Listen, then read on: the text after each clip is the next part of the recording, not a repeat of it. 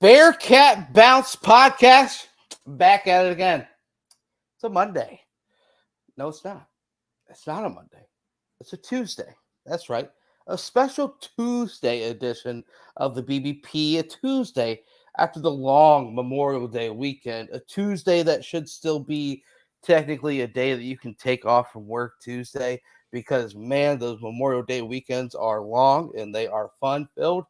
But Tuesday is one of the tougher days to come back. But it's a Tuesday where we're going to be talking about Bearcat sports. Tuesday after a few more commitments for the football team. A Tuesday with the entire basketball team on campus. A Tuesday as well where I get to bring guys in that we normally talk to on Mondays. But because of what happened this past weekend, we pushed it to Tuesday. But we're never, ever going to not bring you guys live discussions. That's right. My boys, my guys, pals, Aaron Smith, Chad Brendel, and Ryan Royer. Gentlemen, how are we? I'm Ryan. How you doing, Ryan. Ryan? Ryan, how are we? Bueller? Ryan will be here shortly. But Chad, sir, how are we? How was the long weekend? I know you were traveling. You were all around. I'm still in Florida. I pushed my flight back even further. I'm saying, hey, I'll stay a little longer. Work from here, and then why not? But Chad, sir, how are we? I'm good. A couple days in Memphis, a little time in Nashville with Kelly's family. Came home and went straight to a Brendel family cookout after that. And things are good. Things are doing great. What does a Brendel family cookout entail? What kind of food are we talking? So I was out of town, so I didn't have any hand in things yesterday. But right, my uncle, whose house we were at, he and I are the cooks in the family.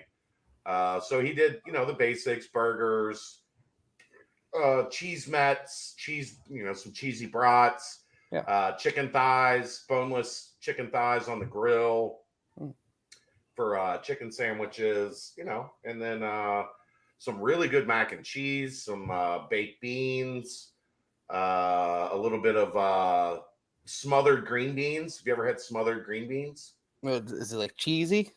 No.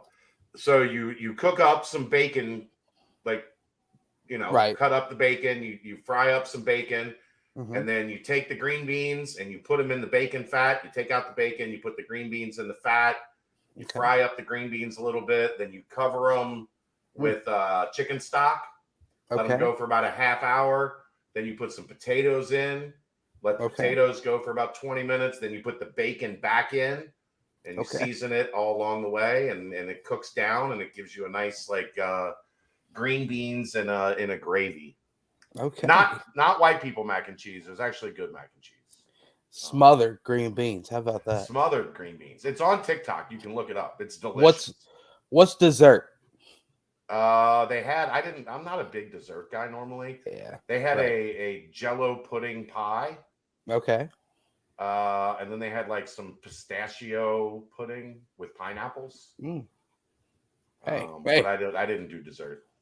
Putting the pudding and pudding. How about that? So my uncle, when our older generation kind of, passed away, it was handed down to us, and it's not a competition, but we both know, you can't come with some bad mac and cheese because everybody's going to be like, oh, the rest of the food's good, but the mac and cheese sucked.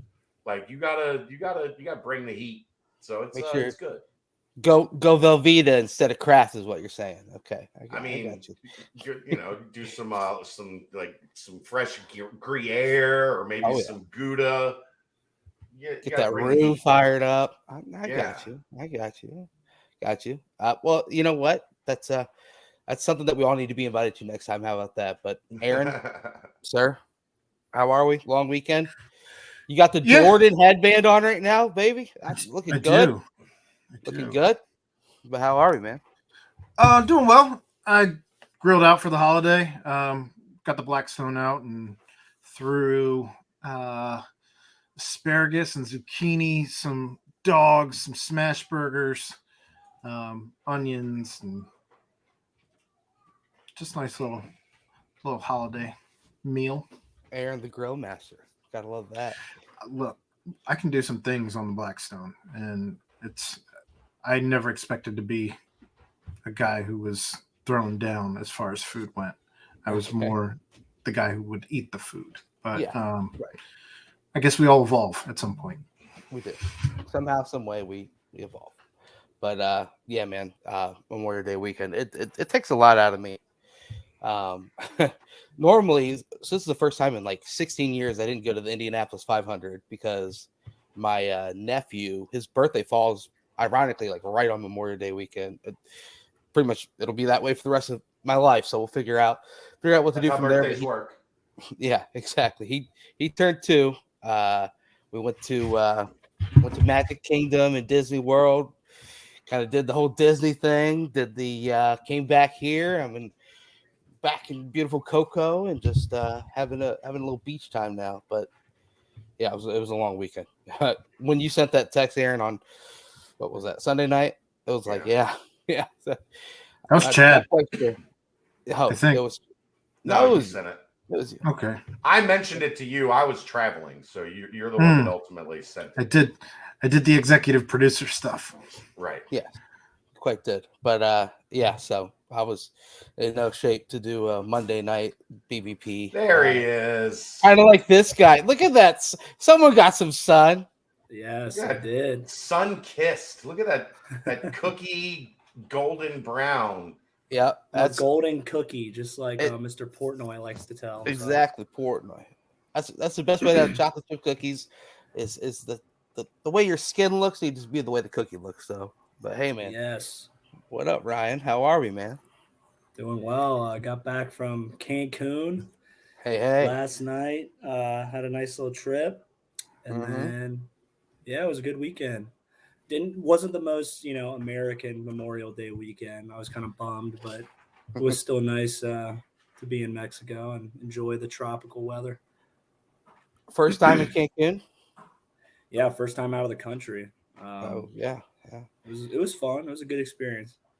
Yeah, we were talking about that off the behind the curtains, if you will. So I wanted you to go ahead and let the listeners know. But so what? And no crazy stories, or are we going to save those for later on in the pod, or what are we thinking? Not a ton. I met some interesting people out there.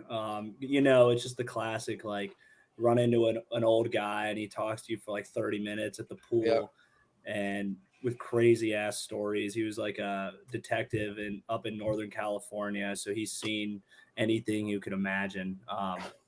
He had some interesting stuff. I don't even know if I want to divulge most of what he was telling me. Yeah, he might have told you. It wasn't follow him. Yeah, nothing crazy. Just your typical all you can eat, all you can drink. You're gonna have some fun with that. So it was a good time. I mean, there's nothing better than all inclusive. I mean, yeah, they're giving us like Don Julio, Reposado tequila, just as much as you want, and it's good, tastes good, feels good. So. We did. Kelly and I did a couple trips to Jamaica, all inclusive, and it's like if you're really going on vacation, that's the way you go on vacation. Like, you do it up. Yeah. We did it up. It was fun. Need to. Yeah, I was instead I'm paying 3 times the amount of prices that damn Disney, man. That place is expensive. But hey, you know what? It was a fun long weekend. Now we're back. Daryl, I agree. Daryl Side said you missed a hell of a 500. Agreed. All my friends in attendance were talking about how wild of a final few laughs it was while I was giving Mickey a big hug. So it was a little bit of FOMO, but hey, you know what? We're all here, we're all happy. So, but there was one thing that happened at the 500. It was a tire flew off of one of the cars. I don't know if you guys saw that and went to. I mean, that could have wiped out like 3 rows of people. Yeah. Dan Cook used to have a joke about that. Okay. I'm sure it was very tasteful. I mean, did you see that tire hit that woman in the face? Oh my god! That was gonna kill somebody. Yeah, I don't know it was. if it would have lived. But so it hit a car, and then a news article came out. It was one of Brent's buddies' cars. No, it's a Okay. lady that she's one of my neighbors. Okay, yeah, of course. No, I'm dead serious. No, I believe you. There's just always it's always everybody in Indianapolis. So I was expecting like it was my mom's car or like. I mean, if it was my mom's car, I'd be like, "Why is your car there?" And you're here in Florida with us. But no, it was. I mean, the 500 is always fun. That's what takes a lot out of you. But man, I tell you what, big shout out to Robin. That's her name, Robin Matthews. Shout out. She got a new car because of the tire falling into it. So that's that's like did the 500 buy her a new car? yeah. She got like a brand new convertible. So it's good for her. But you know what? If your tire falls off of your car when you're driving, you probably head over to Danco Transmission and Auto Care and tell Danco Joe, hey man, my tire flew off, hit another car. So you'd go tell that car, follow me to Danco. We'll both get fixed up. Just tell them that the BBP sent you, Chad Brandel, Ryan Royer, Aaron Smith, Bearcat Journal, and he'll hook it up. 10% off that fixing, $10 off of oil change. So Danco Transmission Auto Care, Danco Joe, love you. But guys, we are slowly starting to get into the dog days of summer. 2 more days until beautiful June month, but there's still plenty of news. One of the bigger news points from this past week was probably the worst kept secret, I guess you will say, outside of the Nike and Jordan deal, apparel deal, is the fact that finally Xavier Henderson did commit to the Bearcats. Xavier, but he didn't really like commit. He kind of just showed up. Like that's kind of what we were expecting. Like right. All of my information said he had enrolled, he had applied for classes, he had enrolled. He's probably not gonna announce. He's just gonna show up, and he showed up. So good to go. Sure enough. I mean, that's your kind of kid, right, Ryan? No fanfare, no dog and pony show. Just I made my choice. I showed up to campus. I started workouts and started class. Let's get to work. Sounds like a guy who's about his business, man. That's a Ryan Royer like type man. of guy. It's about your business, and yeah, that's good. It just shows that he's here to work, and we need guys like that in the receiver room right now. I think we're a little thin, so I love that. I love his mindset. I actually think all things considered, if the top of your wide receiver room consists of Xavier Henderson, D. Wiggins, Donovan Ollie, and then the additions you've got in the slot with a couple different guys, and you got Sterling Buckhalter, and you've got Chris Scott. Like all of a sudden, you're looking around that room and going, "It could have been a lot worse." It was a lot worse. Well, that's my point. Like, yeah, it could have been a lot worse, and it turned into not bad. Yeah, Aaron Turner as well. I mean, these are like the best receivers on their previous team, all coming together on to one squad. So yeah, I mean, Aaron, you've been following the Xavier Henderson, and by the way, do you think we can get with the PA announcer and maybe just say like Henderson with the catch instead of so we leave that. Oh no! Like hearing eggs. Xavier makes their skin crawl. Like they hate that more than anything on the planet. So I want him to Xavier with the catch. Xavier touchdown. Like just really, really grind their gears. Lean into it. Heavy lean into it. Chad, you can pull some strings. I'm sure you can make sure that I know a couple people. Yeah. There we go. A couple people. There you go. Aaron, thoughts on the wide receiver room now that the official, not announcement of Xavier Henderson joining the squad? It was certainly a position of need that they recognized, and they took care of it. I don't know that you could have asked for a lot more done in this room when you got a guy who was a former top 75 when he was recruited. I think top 60 was actually where he was. Yep. We have yet to see what And don't get me wrong, like some of these guys have baggage. Like D. Wiggins, he's had some injury history issues. So you run into some of that when you're getting guys out of the portal, and I don't think that's a secret necessarily. Cincinnati going into their first year of the Big 12, they don't have an established presence in the Big 12, so people might be a little leery to hop on board with a school that's going to hit the ground running in year one of the Big 12. But it's much improved as far as what we were left with once everybody else hit the transfer portal. And truthfully, I don't think it's a giant drop off from where we were at, even with Tyler Scott and Trey Tucker at this point. Yeah. I mean, do you guys think overall, because, we're still thinking it's going to be run first, obviously, because that's what Satterfield's offenses have been. But, I mean, Henderson's a huge addition. And, Chad, you kind of mentioned all the other names that are in that room now. Is it going to be a bit more balanced, or are we thinking? The thing that's different is there's a lot more size this year than there was last year. I mean, Nick Mardner was big, but his production was inconsistent. So, with Tyler and Trey, let's face it, weren't the biggest dudes. And with Alec Pierce off the roster, they didn't have a lot of that, legit outside, guy that can go up and make plays over the top. And Wiggins is not a small dude. Henderson's not a small dude. Donovan Ollie's got good size. Chris Scott's got good size. Sterling Buckhalter's got good size. So at least on the outside, that's the difference. Now, Tyler Scott is a top 100, draft pick level guy. Right. So and Trey Tucker, top 100 draft pick level guy. So you do have to replace two guys that were super effective, but you are going to have some bigger targets on the outside for presumably Emory Jones to look at. Well, and maybe most importantly is the fact that Xavier Henderson is a guy who has experience with Emory Jones in the past. Yeah. This isn't his first rodeo with Emory Jones. So I think that's huge that the guy who is arguably your best receiver on the roster also has played in actual games with Emory Jones. Well, and there's something else to that, Aaron. They were both young guys together at Florida. Sure. So, even when they weren't the ones, they were the twos, and they were constantly throwing, connecting in practice. So I think that gives you even an added layer of they weren't just on the team, but they did work together a lot. And as Ryan will tell you, it's important.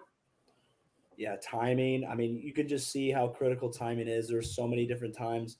Dez or Ben, it's just one step, 1/2 an inch that on deep balls or on comebacks. And not that they had bad timing, but just how critical it is to know your receivers. Your receivers know you, the elevation on your ball, the velocity on your ball, when you're coming out of your break. It's just so critical. And when you have a guy that knows his quarterback, like you're saying, Chad, it's only going to do good things. It's not going to do bad things. I think we need all the good things we can get because, we might not have a lot of time to throw. If we were going with last year, you might have to zip those balls out. So they got to have good anticipation of each other's thinking. So I think it's one of the best hauls we've got. Best pickup, I should say, that we've got. Yeah, and he's a producer. Completely necessary to cap it off with a little cherry on top. Yeah, for sure. And I mean, for me as well, you mentioned Henderson having the experience with Emory Jones. It's kind of funny because you saw Emory Jones posted a video of him throwing a touchdown to Henderson in a game at USF. So goodbye, USF. Good to see you. But it was funny to see that. And then I did a little Twitter name search, obviously, after Henderson finally was making it official. And there's a video of back in the prep days at some camp, Evan Prater throwing a deep ball to Xavier Henderson. So it's kind of funny just seeing all these different connections. But yeah, a huge addition. Chad, what do you think about this question from Matt? Do I think UConn transfers the starter in the slot? Aaron, what do you predict my answer will be to this question? Ask me when I've seen camp. I haven't seen the UConn transfer play in actual football games that mean something when you're not on a team that's independent and barely a Division I school. Come on, man. But he does have your first name, Aaron. That's a good name. That doesn't, I mean, maybe his parents also didn't know what to name him, so they picked out the first name in the book, because that's what happened with my parents. Aaron Aardvark. That's really how you were named. That's really how it was. Just open the book, first name in the book. That's what the kids. Well, they were arguing about it, and they couldn't figure it out, and they opened the book, first name in the book, boom. Ron. It explains so much. When I see him play, I will let you guys know. Like I answer this every time I haven't seen somebody play in person. I have to. Why do you think I went to the Nike EYBL this weekend? So I could take the guys that were at the top of UC's recruiting radar and get my eyes on them and get a look at them. And you gotta feel the merchandise. You can't just look at it and buy it. You gotta get a hold of it. And, a lot of online shoppers these days, though, Chad, man. Just gotta... I dabble a little in online shopping, but it's something that it better be like a product that I have faith in or I have some experience with before I run and order it online, or something that it doesn't matter. Like you're buying some bath towels or dish towels, like they're just dish towels. Yeah. Just get the dish towels, but don't get a quarter zip expecting it to fit, and then you put it on. You're like, damn, do I need to lose weight? Or unless it's from home here. Yeah, exactly. Then it'll work out no matter what. Then you can count on the quality being phenomenal. Or 513 shirts. Yeah, one of those two. You're fine. You don't have to. You don't have to feel the merchandise. Yeah. See, home field. Ooh. 513 shirts. Ooh. Hitting on all cylinders here. Putting his money where his mouth is. There you go. I like that. Hey, Ryan. So as far as Chad already mentioned the size that's being brought in the wide receiver room. How much do you think that is also a factor in run blocking? Getting a bigger type wide receiver out there that can help in the run block game as well. It just if they can utilize their length. The guys that are long, the best way. The way that they block the best is by just getting their arms out, get them inside, and just holding so that the corner can't reach his arms out and block the feet.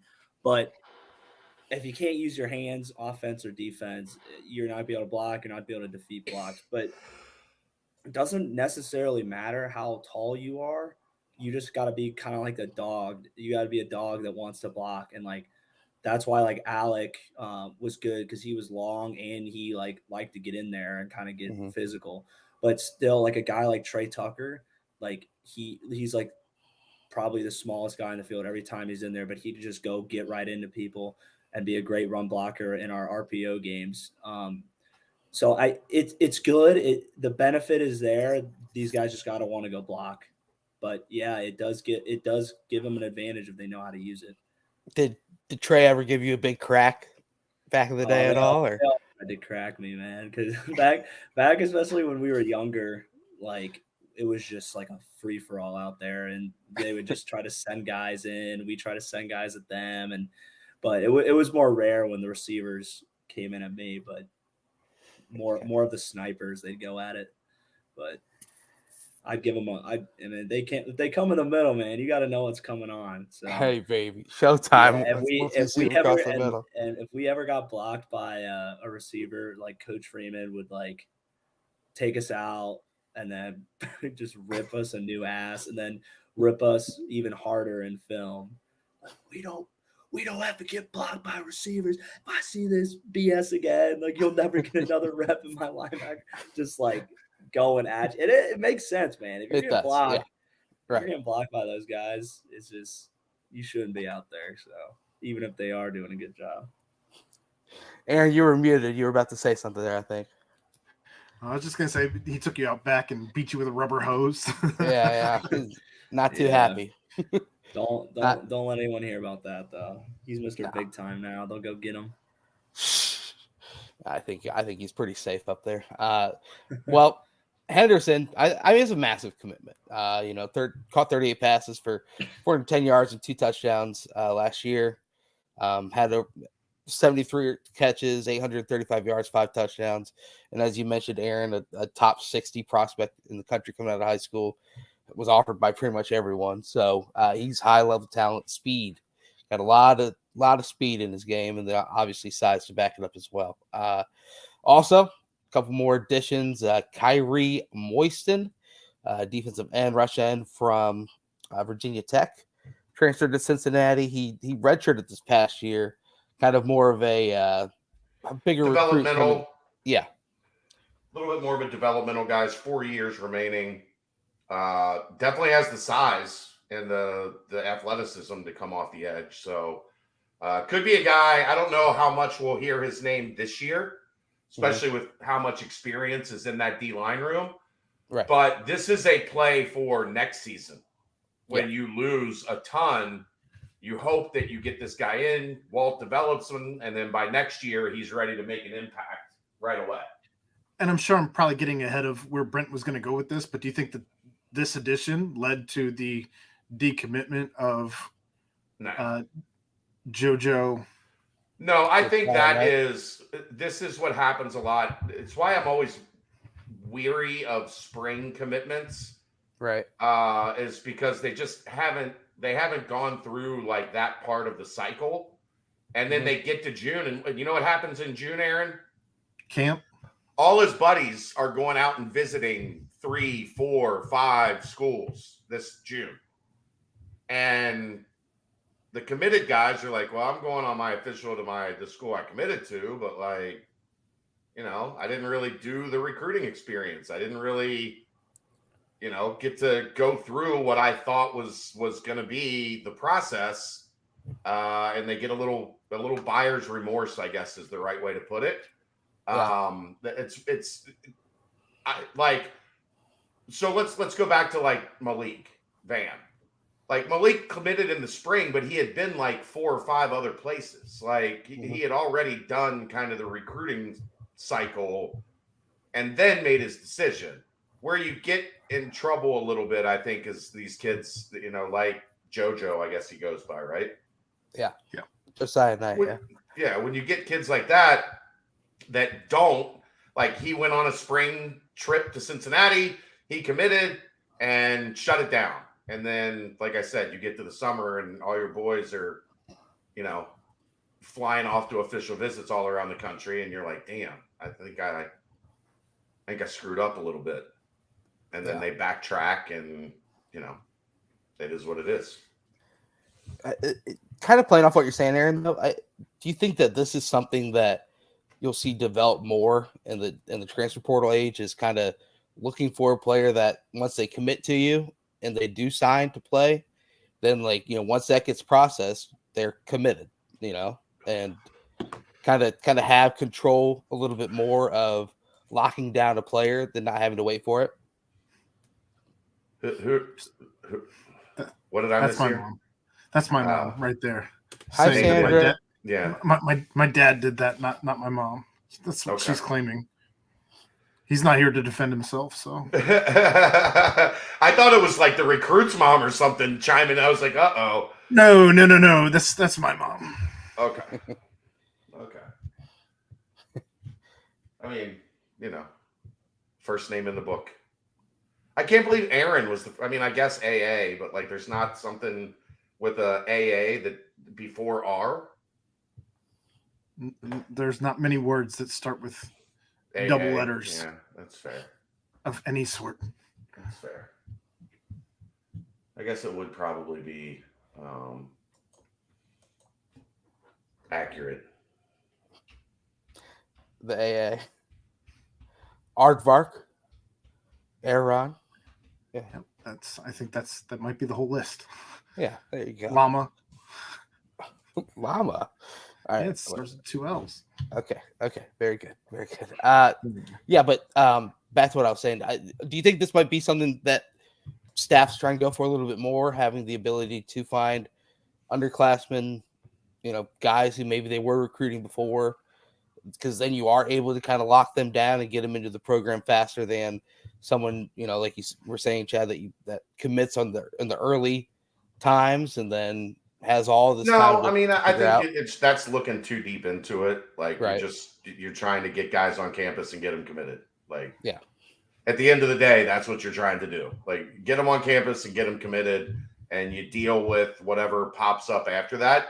It's just one of those things after doing this for a while where, like, you see, like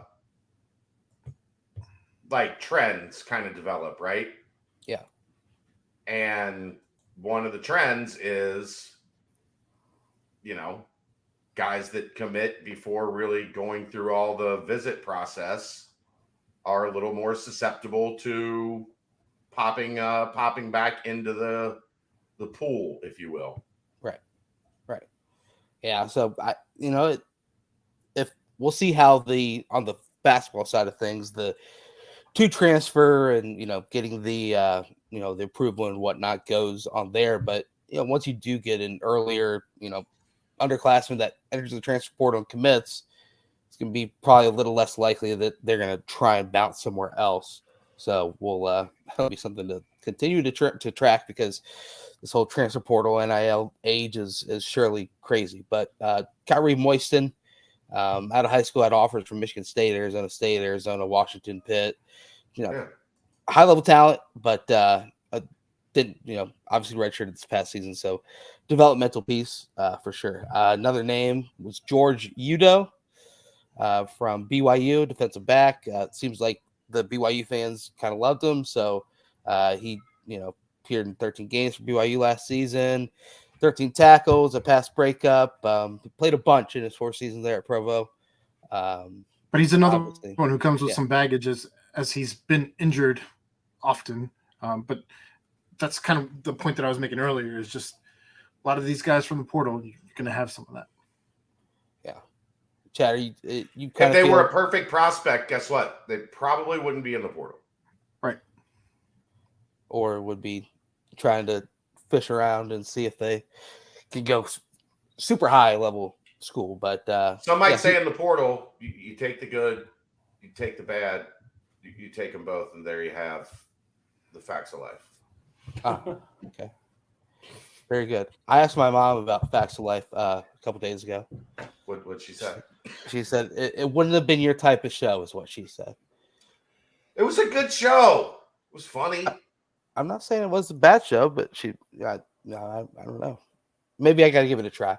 Sure, it's on one of the old. It's got to be on a streaming service. Yeah, I think you would have loved Miss Garrett, Brent. I do. Okay. What is this show?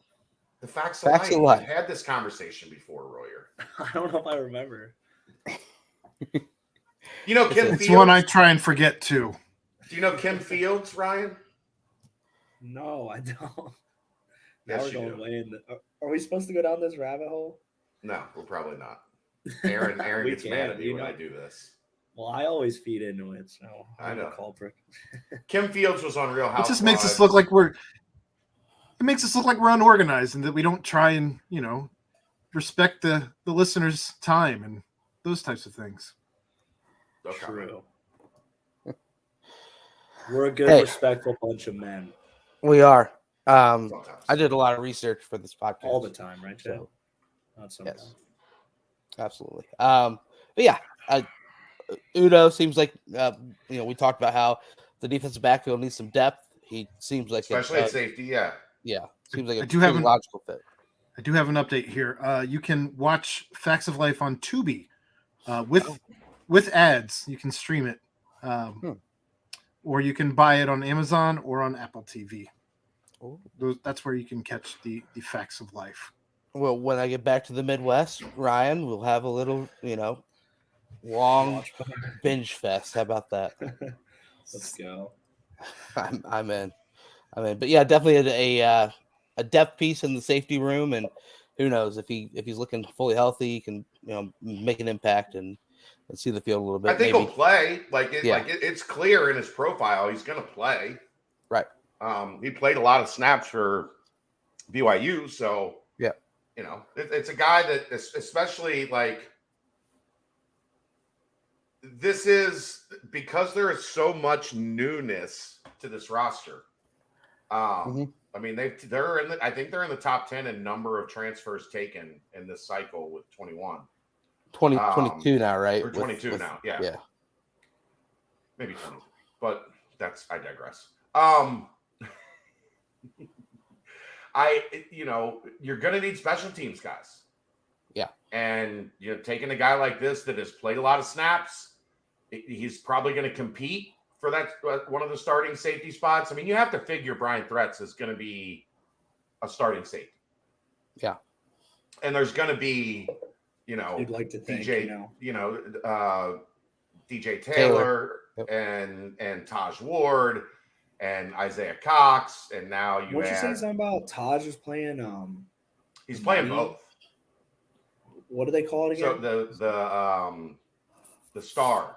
Star? Okay, star. He's kind of so when they're looking at like passing downs, he's coming in for pace.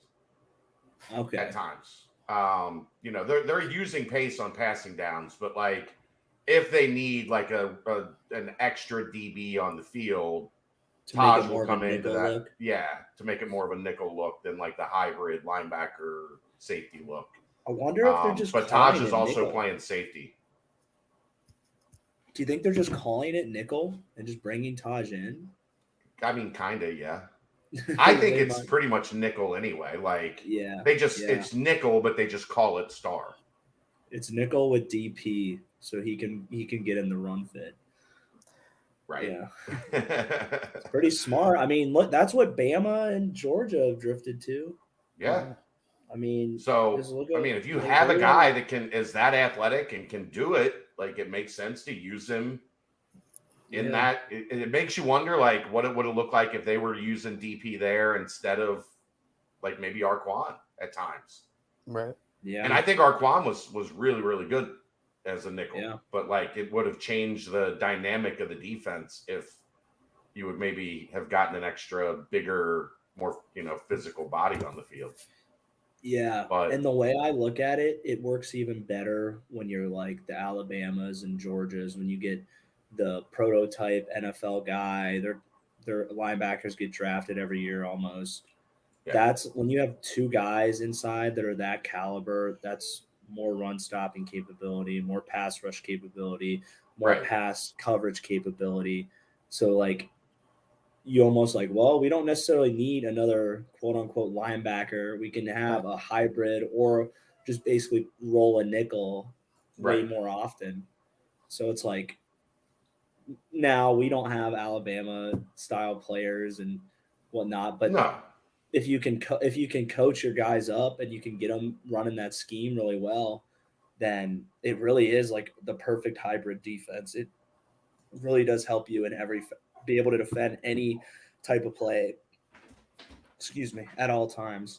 So I like this defense. Now we just got to see if they can go execute. Well, and the thing is, you hear it from each coach, defensive coach, and from Coach Sad as well, is in a lot of the press conferences, Deshaun Pace is one of the first names, if not the first name, each time that they mentioned how he well was outstanding. He had an outstanding spring. Right. Like, and how perfect he is for that position and how he's exactly what they're looking for out of that position and this, that, and the other. So, it's another situation where a coaching change happens and maybe it's just, and not to say Deshaun Pace hasn't already had a pretty brilliant career up to this point, but it's a chance for him to take it up another level. Exactly. Yeah. Exactly. So that might be exactly the case right here. And, and all those passing downs, I'm sure they'll figure out a way if DP's not tired to keep DP somewhere on the field and more of a linebacker type, either pass rush or, kind of in that middle of the, intermediate routes and take those away. But a lot to play around with here. And another good addition with Udo. It is crazy the amount of transfers. And Ryan, I don't think you ever saw this amount of haul of transfers, even your entire 4 years there. With Vic, it was always very specific. 4, 5, 6. Like, we have these holes. We're bringing in these guys to fill them. Yeah. How seamlessly. Development. What's that? Different when I said they were really big about development and like developing their guys, believing in their guys. which is good. It's a good thing to have. But when you have a coaching change, guys leave, guys go with them, guys bounce out of the situation. I mean, you're going to need to fill bodies. And just what the problem is, you don't want to be a Michigan State. You don't want to be like one hit wonder guys and guys that are just here for a year and gone, or guys that, aren't super consistent. You want to make sure you keep a good culture foundation. So these transfers, when they come in, we're not having just like a pop of a good year and then we just fall off. So, but I mean, nothing's pointed in that direction. So it's all unknown, man. We're going to have to see how a lot of these transfers, they had the stars in high school. They went to bigger schools, but we don't have a lot of film on them. We don't know what Satterfield's going to do in the black and red.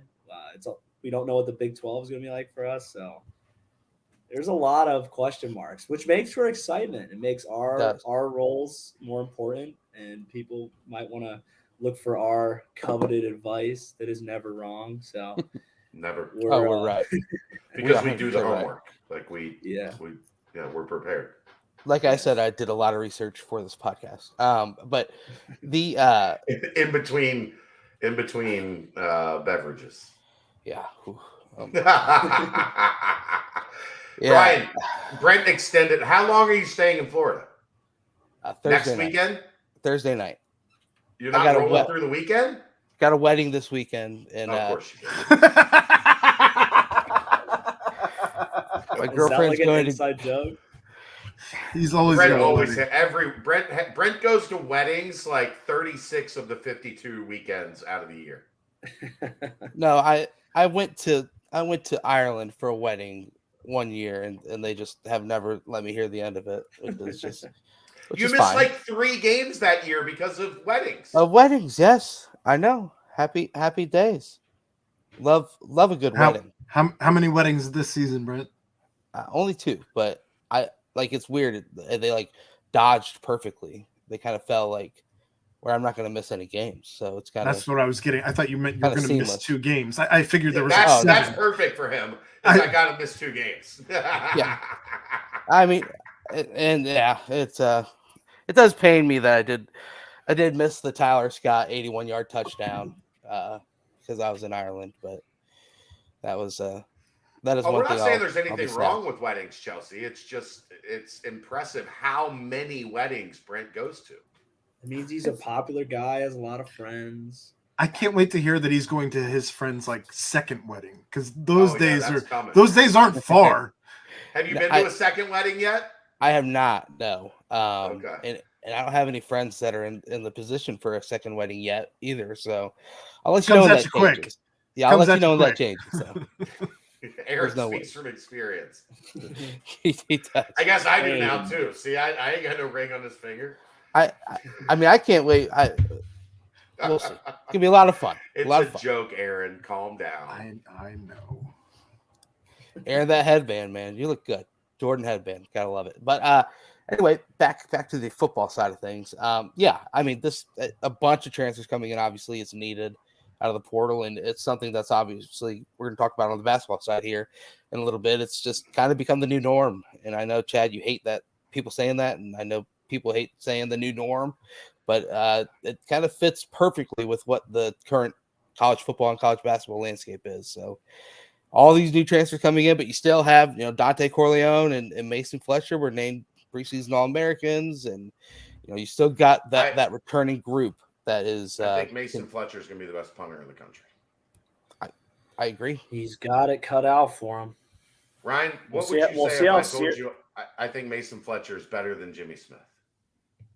I think he's like right there right now, and he definitely has the time to go over. I wouldn't say that to Jimmy. I think that he's like right at Jimmy right now. And coming out of their sophomore years, I think Mason's got a very slight edge, but they're both really, really close. Like it's been impressive the 6-year run. Well, we got to see how Bearcat serious they take punt, man. They could fuck him. Excuse my language, but if they don't you can say him. Sorry, I don't know why that came out. Man, If they Four don't hundredth take time. if they don't take The the 230th time he says fuck, now he's sorry for it. I'm a changed man. Can Mexican- change. He went to Mexico Mexico changed and got. The He went to Mexican Mexico people and taught changed me. morals. What the fuck are we doing here? Just say It was a What's- church retreat in Cancun. How bad was Oh, what that's you what it was. did in Mexico? All you can drink is communion wine, man. It's It was all inclusive, but it was just communion wine. communion wine, bread, fish. Well, there you Oh, go. boy. But yeah, if they don't take punt as seriously, like Fickle was like the punt general, dude, like on Yeah. everyone's ass all time. Punters, gunners, shieldmen, linemen, like, oh my god, it was literally like he treated it like it was the most important. That's what his thing is, the most important play in football. He has an argument, and so if we don't have guys, if we don't have dudes on there, if we don't have dudes out wide, like he could punt it 50 yards, but if he lets up like 10 to 12 yards of return, he's right there with a bunch of. Well, this is why I'm higher on Fletch. Like his hang time is he's got the metronome thing down where it's 45, 46 yards, 4.4, whatever the time expected is. Like he's right on it, like consistently every time. You know exactly where it's going. You know exactly when it's going to get there. Like there is very little variance for Fletch, and he's holding himself back. You guys know, like he could like. Oh, he could crush it. Yeah. Fans don't know that they're like, do this, the exact hang time, the exact distance, like Chad's saying. They're like restricted to that by the staff. Oh, I mean, like it was still my favorite quote of last year, the Miami game when he had the 70-yard punt. Like he got pissed off because he was in the end zone and Miami put their returner on the other side of on the close side of the 50. Yeah. And he took that personally. And he told me on the sidelines, I put him on the 45-yard line. I just said I was going to kick it straight over his fucking head. And he kicked it 70 yards. Like he can do that. He has that. Again, I think people like don't think enough about the fact that his dad was the Kobe Bryant of Australian rules football. He was one of the 5 greatest Australian rules football players in the history of the sport. Yep. Like that's how talented Fletch is. Yep. I think we get caught up in like the rake and how skinny he was when he got here, and you know, like, but he is developing into, and he's not just that Aussie style punter. Like he can kick the American style. And I like there was nothing funnier last year than Fick being ready to kill him because he just stands back there and waits until the absolute last second to punt the ball. So does that mean he's graduated from like the rake to the leaf blower? I don't know if we want to be. Yeah, the ultimate blower. The rake from the rake to the and then leaf blower. I leaf was gonna blower. take it somewhere else. Right. And I wasn't. I mean, it is funny whenever you do a tweet about Mason Fletcher from like during the season, like, you know, the time difference in Australia is obviously different, but then all of a sudden, whenever it comes time for all the Australians to look at their phones and on Twitter and stuff, then all of a sudden you get a huge rush of like Australian retweets and Australian comments, and just because like everyone's locked in on to see how Mason's doing, because I mean, he's doing an amazing job, and he's got swagger too. So did Jimmy. They definitely both have swagger, but Mason definitely is not afraid to show off a little bit after a big boot. But that's big. Blending, you know, what's already been established there with all these new transfers coming in is that's going to be an important key to the type of success. And I don't know if you guys saw the over under for win total did bump up from 4.5 to 5.5. Not before we put our bets in, man. I know we're locked in, baby. We're locked in. We are locked in.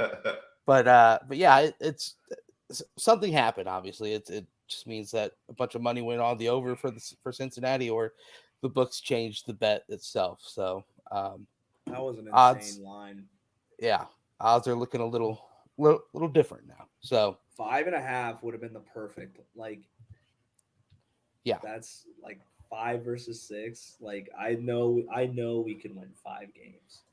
right. 6, that's not as guaranteed. 7, that's definitely not guaranteed. I mean, 4.5. That was just damn disrespectful. yeah. That I mean, they're like, I mean, want people to bet on this one going 4-8. Like, that's fucking terrible. Like, And that would mean was when they realized they fucked up. yeah, because that would be us 2017 Bearcats. Yeah. And Right. we were terrible. Dog shit. Terrible. I'll just go ahead and say it. Dog shit. And we have a way better roster this year. Yeah. As long as we don't implode. I mean, the problem is in this league, you can just lose a bunch of close games that you played well, and you don't get those 3 plays in the fourth, the back half of the fourth quarter, and you lose a game. Now, you'd have to have that happen an abnormal amount of times to only have 4 wins. I agree with you. But this is life in a better conference. Everybody you play is going to be better than, 2/3 of the American Athletic Conference. Yeah, which means you got to buckle up and be ready day one. But it is good to see the roster being filled out though with good quality additions out of the transfer portal. Obviously, it's not as easy, cut and dry as it is on the basketball side of things, where you can just watch the tape for the basketball player, look at stats, look at underlying stats, and kind of see, okay, this is a good addition.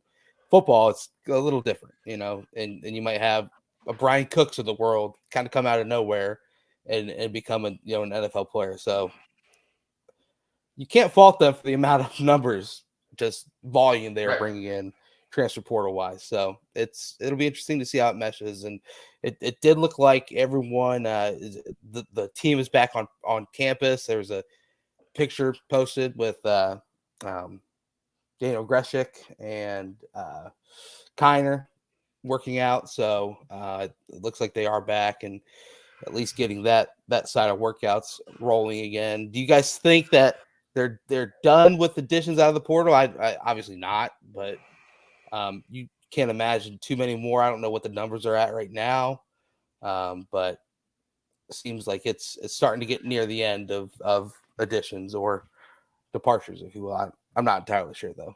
Your guys' thoughts on that? I'm sorry, what'd you say again? Just do you think they're done in the portal? How much? No. I mean, I think that window is going to be open all the way up until the first day of camp. right. So, I mean, do I guarantee that they're going to add guys between now and the start of camp? No, but I guarantee that they'll continue looking. Yeah, I think you still got to address that tight end room. That's the room that I'm probably most concerned with at this point. I mean, I like their first 2. I don't know what's there behind that. Right. Yeah. So we'll see. It'll be interesting. Ryan, is it different integrating a transfer rather than a true freshman into the team, or is it kind of different for each new player, or is it kind of like a hey, welcome, we see you as a big piece, or is it hey, welcome, you got to earn your stripes type thing? It's by player. Like, you look like a guy like Brian Cook, and it just clicked immediately because he was a man, and like he knew what he needed. He was also local and knew a lot of guys. Like Beavers was local and knew a lot of guys. Like, I think that makes it a lot easier. Those guys played middle school football together, like, you know what I mean, and high school football against each other. So I would say if you have like a mature outlook on football and like how college football works, then it's easier for the transfer. But if you're like a younger transfer, or you're a transfer who's coming on with more of a selfish mindset, I think it's going to be way harder. And I think you'd kind of fit right in with those freshmen who don't have any experience. But then it's kind of you'd also say like the freshmen, like they don't know any better. They're just gonna shut up and do what they need to do. Just tell them shut up, dumbass. Yeah, yeah. And so it could be easier with them. There's not like a true like line in the sand on which one, but yeah, I'd say like the more mature of a person, the more like mature of a football player, understand the game, understand how to take coaching. You're gonna thrive whether you're incoming freshman or a transfer. Well, we'll have a huge first look at the amount of transfers and how they integrate into the Scott Satterfield system and whatnot. As we are under 100 days until Eastern Kentucky. I think we're at 94 right now.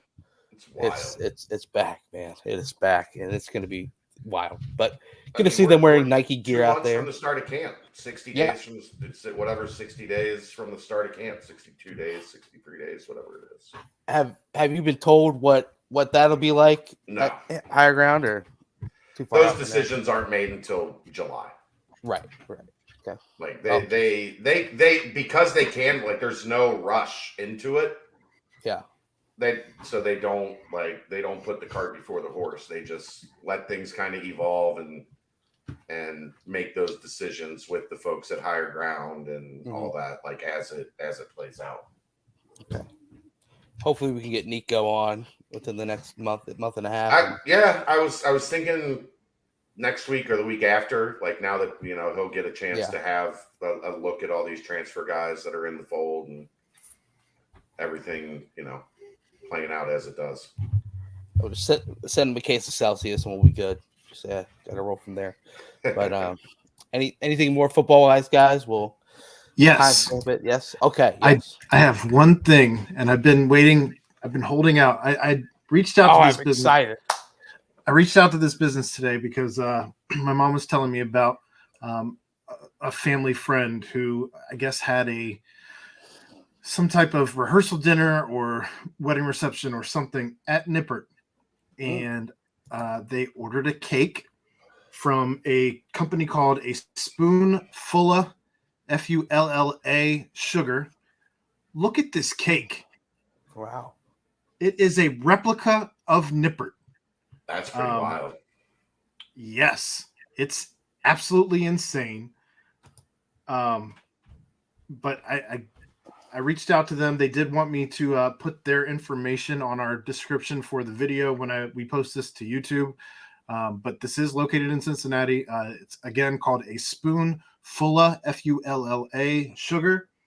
And are you sending them a bill for the advertisement, or? I just wanted. Have you ever seen a stadium like this? No, that's pretty cool. Aaron, it's pretty cool. Aaron, we'll go to the next. Let them know. Just let them know it'll be $50. Oh, look at the Bearcat, man. They do have the Bearcat. That's pretty good. Go to the next pick. Oh, there you go, Aaron. We can eat us right up here to the left. My mom did tell me that for my 40th birthday, she plans on ordering this cake. But I mean, we could. They don't have the on-field suites. Oh, to work on that. but we can eat us in the press box though, right there, right there. Aaron. You're right there, right up in here. Yep, that'll be the sweetest bite right there. Hi, Brent. Hey, that's one tasty bite. We can put Royer down there on the field too. Little guy. Chad, you're in the end zone. I see you. All right. Well, yep, that was fun. Down there. I asked them for permission to use their pictures and stuff on the show. So okay. So nice. Well, the sweetest bite would be that press box, the little nibble up there. Yeah. Very, very tasty. Very tasty. But yeah, that was a good thing for football, Aaron. So we can go ahead and timestamp this. We went pretty long there with football. I was thinking we'd have a couple more segments, but hey, we did a great job, guys. Good job. Timestamp. Quick Paper Supply, your local and family-owned restaurant supply company for all your non-food products. Quick Paper services over 150 restaurants with weekly low minimum next day deliveries, providing a wide range of food service products from to-go containers, cups, custom printed products, eco-friendly, and much more. They also have cleaning and restroom supplies for all your janitorial needs. Call Nick 513-470-2029 and reference Bearcats for 20% off your first month of purchases. Boom, baby. Quick Paper Supply. Thank you. But basketball, let's roll on into it. Chad, you obviously had yourself a nice little weekend back on the road. First off, how was back on the road again? First off, let's hear about the meals down there in beautiful Memphis and how everything went. I did what you would have expected me to do. As soon as I got to Memphis, I ordered Gus's fried chicken. Yep. I went with the 2 thighs, a leg, mac and cheese, and French fries. Okay. It was I think it was $12.99, which is outstanding price wise. The mac and I forgot how awesome. Like the chicken was. It's my favorite fried chicken. Like there's nowhere I've ever had that has better fried chicken than the Gus's in Memphis. Earmuffs, galactic earmuffs. No, like Shane knows that. Like I love the Galactic is way up there on the list. Right. But for whatever reason, that dredge that they put on their fried chicken at Gus's and the way that it kind of seals in the moisture, it's just amazing. It's so fucking good. So that was the first thing I did. And I forgot their mac and cheese in terms of restaurant mac and cheese is also elite. Yeah. So that was the first thing I did when I got to Memphis. And then actually ate at, so this, it's a massive facility. I think there were like 16 courts. Is it near campus or? It is in the parking lot of the Liberty Bowl. Oh, okay. Which was a fucking disaster getting in and out of this parking lot. It was a nightmare. Are they going to tear that? Oh, no, they just renovated the Liberty Bowl, didn't they? So what they had, the problem was they had like a carnival in the parking lot right outside the Liberty Bowl. There were more people at that carnival than go to Memphis games. Right. So trying to get in and out while, you have the EYBL, which is massively attended. Yep. Then you had this carnival going on. I had to drive up on the curb. Like there was this much room between me and a car, drive up on a curb through the grass to get out. I'm told there were people that waited 40 minutes to get out of the parking lot Saturday night. It was a nightmare. That sounds like. And then I found there was a place, it was a barbecue place that had a 5-star review that was like 0.4 of a mile from the Liberty Bowl. Oh, so I was like, bang. So I went and I was planning on ribs because that was their like go-to thing. They didn't have ribs, but they did. The first time Kelly and I went to Memphis, we went with my dad, and that was the first time I ever had barbecue nachos. Okay. Ryan, have you ever had barbecue nachos? I have not. What goes into them? Chips. Legit, home house-made chips, pulled pork, the processed yellow nacho cheese, barbecue sauce, and jalapenos. Oh, that sounds awesome. It's amazing. So I was they were like, sorry, man, like we're out of ribs for the night. And I was like, that's a sign. I have to get the pulled pork nachos. So I got the pulled pork nachos. I was expecting when you order to go pulled pork nachos, that when you get back to the hotel, everything's going to be soggy. Yeah. Instead, they gave me a huge boat of nachos. Nothing on it. Right. And they gave me a container with the pulled pork, which was like half a pound of pulled pork, and then a container with the yellow cheese, and then a container of barbecue sauce, and a container of jalapenos. And I got to make them all at the hotel right before Aaron and I did the nightcap, and they were outstanding. They were really good. They know what they're doing. Oh yeah. No one does nachos to go like that. That's fantastic. Yeah, like everything was in its own container, and I The place I got it was only like 8 minutes from the hotel, so it probably still would have been pretty good when I got back to the hotel. But when I opened up that, and as soon as I opened up and saw that the nachos were just the hot chips that had come out of the I'm like, oh, it's on like Donkey Kong. Oh, yeah. So that was great. I didn't really get anything else like local. I didn't ever want to leave the facility because I didn't know how long it was going to take to get out of it and how long it was going to take to get back in. Yep. It was a pain in the ass. So only 2 meals, but 2 excellent meals in Memphis. And then watched I had a bacon, egg, and cheese English muffin at the facility Sunday morning. That was very good. Oh. And then I just got on the road and got cooking after I was done. So, but if you go to Memphis, you have to get Gus's if you go to Memphis. Yeah. And I would highly recommend getting the pulled pork nachos from somewhere. I started making them at home. Okay. After we had them that first time, I would get the pulled pork from Eli's and then just make the nachos at the house. So. And that's fun with food. That is fun with food on the BBP. I said Gus's, Chelsea. That's the first thing I did when I got to Memphis. Where have you been the past 10 minutes? She blacked out. Jesus. It's the first thing I did. Ryan, where does the Liberty Bowl rank in your least favorite places to play in the AAC?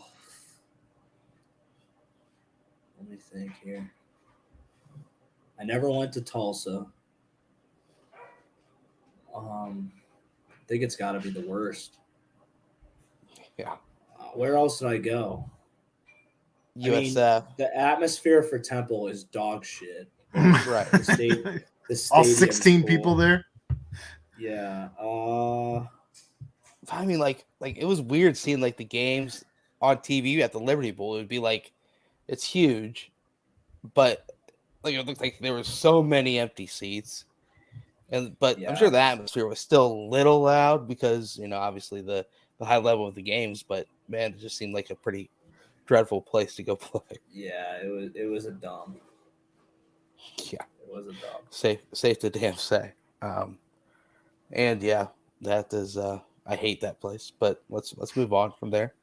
Kind of broke my heart not once but twice. Same with you. Yeah, Temple does suck too. Yeah, Temple is horrible. Got some dark memories there. ECU, the Boneyard, that's a fun place though. They got a good fan base, man. It was always fun. Good games there. They're loud. They're into it. The stadium's cool. It's like a big bowl. Big. Yeah. Nothing holds a candle to Nippert though. How bad is trying to burn time in Greenville when you guys almost always felt like you always played night games there? I mean, every hotel, every trip's the same, man. You go up to your room, you watch a movie, you sleep. Did you guys do Thanksgiving in Greenville? I think we did, yeah. It was because you guys played Black Friday. There was one in Greenville. There was one in Tulsa. Yeah, good old Greenville Black Friday game. They love those games. How bad is hotel Thanksgiving, Ryan? You guys did a couple of those. It is everything you'd think it would be. But it's with the boys, baby. You're right. No, it's cool being with your teammates, but you're going on like the Thanksgiving experience of like the food, the family. Neither of those are there. Or I'll riddle you this one. The competition should be the athlete varsity club Thanksgiving versus the hotel Thanksgiving. Now that's a full-on war. I don't know who's winning that one. There are a lot of lives lost on both sides. Even the gravy was dry, right? Yeah. Even the gravy was dry. That might be one of your best fucking lines in the history of the show, Brent. Even the gravy was dry. Is that from a movie or is that that's a Brent Young original? That's from the Life of Brent. the ongoing movie in year 30 right now. So coming Even the soon to gravy theaters. was dry. Holy crap. But yeah, Chad, what was going on inside of the building? Obviously, you talked about it with Aaron on a couple of nightcaps, so definitely I suggest go back and listen to those. But I maybe grab 2 or 3 names from that a couple Jace days Richardson. removed. Still, you can't get Jace off your mind Richardson. type thing. Jace Richardson. I mean, Yeah. just smooth. And he's about as opposite a player from his dad as you could get. Yeah. Who was a big, bouncy, physical wing. Jace Richardson is a heady, cerebral, do-it-all point guard. You know, like he had games. I think he had a game with 9 rebounds. He scored right in that 15 to 20, 22 point range every game. He's a guy that kind of, you know, Aaron and I talked about this as I like, it helps me to do these shows to kind of hash out, like, talking myself out of like the silliness that like your head goes through when you're scouting. Because like the first time I watched him, I was like, man, I didn't feel like he really tried to score. And then you look at the box score after the game and he had 16 points. And then the more you watch him, the more you realize like that's how he is offensively. He's so good and so efficient at picking his spots. And he does such a good job. Like, part of his game is manipulating the defense. So early in the game, he's probing and he's at the free throw line and getting down to the bottom of the circle and drawing defenders and dishing for layups. Well, then what happens later in the game? Those guys can't come up anymore. They have to stay home because they know he's going to find the guy if they come off their man. Then he can work in the floater. Then he can work in, you know, a little bit more of his offensive repertoire. Just a complete point guard. Like, super impressive watching him play, watching him kind of have just an understanding of where the ball needs to be, how it needs to get there, how to set guys up, how to orchestrate offense. Never out over his skis, I guess is a good way I would describe his game. You know, he's an adequate athlete. Like, he's not. His dad was jump out of the gym. The first guy I remember doing it between the legs, him and Vince Carter. That's not. Apparently, they've got a younger son that is bouncy. Yeah. But Jace is more cerebral. He's going to be high level. The people that are in on him are all going to make him a priority. So you're going to have to win that one. LeBaron Philon, another point guard. Quick story about Jace, real quick. Yeah. I think I already told this on the previous BBP, but it was so funny. I was in Arkansas for the Arkansas-Cincinnati football game, and he was visiting Arkansas. Musselman was just walking around. We were like trying to break into the basketball facility just to look at it, and Musselman was like, "Hey, you guys want a tour?" We were like, "Yeah, sure, for sure." Even though you ruined my life, even though I hate you, yeah, we'll take a tour. And then of course, sure enough, there's Jace Richardson and get a little tour with us. So if he doesn't go to Arkansas, which, you know, knock on wood, then you know, maybe it's not a transfer. So why would they be interested? right. Or I was gonna say his reasoning would be they brought random Cincinnati fans in during my visit. It was weird, but no, it was fun.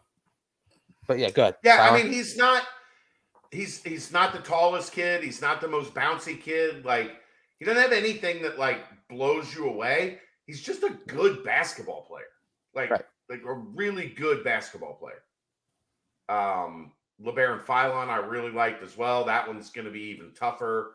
That Team Thad squad, ooh, they are fun to watch, boy. And they didn't have, maybe the guy UC has the best chance with of that group, Jaden Quintance.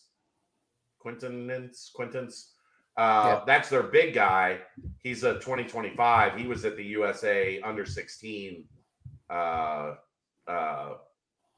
trials. And he made the cut. So they were really fun. They had a couple kids. Jasper Johnson, I loved. Unfortunately, he's a Kentucky legacy. His dad played football at Kentucky. They live in Woodford County, which is 15 minutes from Lexington. Like, if he's as good as he looked this weekend, Brent, he had a section, basically 100 seconds of basketball. He scored 12 points. Okay. And one and 3 threes. Okay. I mean, he was just electric Little in Reggie that Miller. little window. Kinda like I mean, that. it was crazy. That's awesome. So those guys were really good. Tyler had a really rough game one, and then followed that up. You know, the rest of the weekend was very solid. Another Tyler Betsy. He frustrates me. I'm not gonna lie. I got to talk to Kane. Like, I got to find out if this is just because of there are guys in AAU. Like, when you get to EYBL, some of these rosters and the New York Rens are always loaded. Some of these rosters are so loaded that guys aren't who they really are. Right. Like in their high school season. So he's a stretch for this AAU team. Mm-hmm. And what they need from him is perimeter shooting, stretch the defense, allow the guards to get downhill. He stood at the 3-point line too much for me. Like, I needed to see him a little more active, but that also could be just a matter of that's what his AAU team is asking him to be. They're asking him to take the 4 from the other team, bring him out of the paint, and kind of rotate him around so that he can hunt shots. Of course, right after I left, he had a 21-point game where he went 5 of 10 from 3. Like, the kid can. I don't fault a coach for using him as a spot-up shooter because he can flat out shoot it. He's 6'8". He's got long arms. He's athletic. Right. Like, I wanted to see him be a little bit more active. But then again, I don't know what that team is asking of him. Have you seen Mackenzie Mbako at all? From this past class that committed to IU. He's 6'8" and his highlight package, he's just shooting a bunch of threes too. So I wonder if, kind of just what they're being told, like you're saying. Yeah. So, but are these all names that you think that's what the staff's going to kind of hone in on right there? They're all on the list of guys that I think that are, guys right at the top. Obviously you've got, others. You've got Flory, you've got Tyler Perry. So it's still like a little bit of an evolving list, but honestly, we're getting into kind of, we get into June and July, and then official visits start happening in August, and then it's time for commitments. So those were the guys that mainly. There's a 2025 Jerry Easter that really stood out to me. He plays for All Ohio, so everybody expects him to go to Ohio State. Yeah, but we'll see. I'm sure Cincinnati's gonna throw their name in the ring, and we'll see how that goes. And then the other name that kind of really, the kid from Michigan, Dylan Grant. I expect Dylan Grant is going to be a guy that visits sometime soon. A 6'8" combo forward, power forward from Michigan, kind of an old school Bearcat. I think the first game I watched him, he had 16 and 7 at halftime. Just flying all over the court, making plays, can shoot the 3 a little bit, can stretch the floor, but more of like a rebound, Eric Hicks, Jason Maxiel, like effort. A real power forward, Yeah. So I liked what I saw from him as well. So it was a good weekend. I got to see a lot. I got to bounce around and catch a bunch of games in a very short, tight window before I had to get back to being dad. But it was good, and I missed it.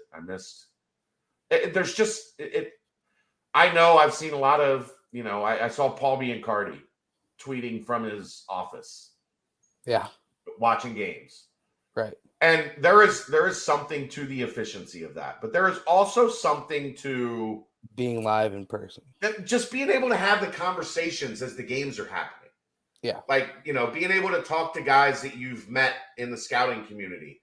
Like, I've gotten to know a bunch of NBA guys over the years, and they were allowed out at this event. So you're catching up with them and picking their brain on what they think. And, Travis Branham and Adam Finkelstein were there, and, being able to kind of to get their feel on what they've seen throughout the spring. Talking to the AAU guys that I know, like there's nothing like being able to be there and get the real information and kind of get a feel for where things are at because a lot of like talking to kids is not always the most reliable.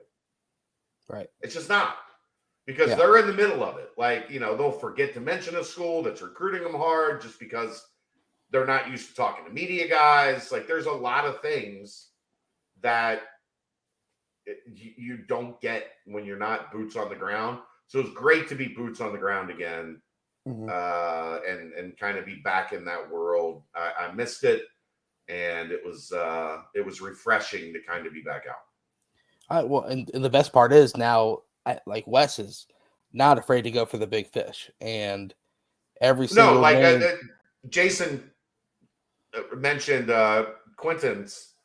Yeah. No, he might not just be a 5-star. Like, there's talk of him as top 10 in 2025. Right. Like, that's a kid that is skyrocketing up. So the good news is, Brent, not only is Wes not afraid to fight, but now we're seeing over multiple classes, he is targeting guys that are going from 40 to 10. Right. From 31 to 1, when they started recruiting Isaiah Collier. Like, they not only are really good at getting involved, but they're really good at identifying, okay, this kid is one of the best kids in this class. Let's get in early. And the more you do that, guess what? Eventually it's going to start paying off. And then you're going to start landing these kids that all of a sudden, they were a high 4-star, and then they have a huge spring and summer, and now they're in the top 10, and now they're on your campus for an official visit. Like, and now you land them. Like, that stuff is coming. It is. And, keep the names flowing, and thank you for all the updates there, because it's refreshing looking up a player and seeing, oh, wow, he's the 30th ranked, 30th in his class, 4-star. You're getting to the point now where, like, when you look up a kid and he's like 83rd, you're like, 83rd? Exactly. Right. And in the past, it's been like, if we could just get one top one, give me one kid anywhere in the top 100. That's a successful recruiting class.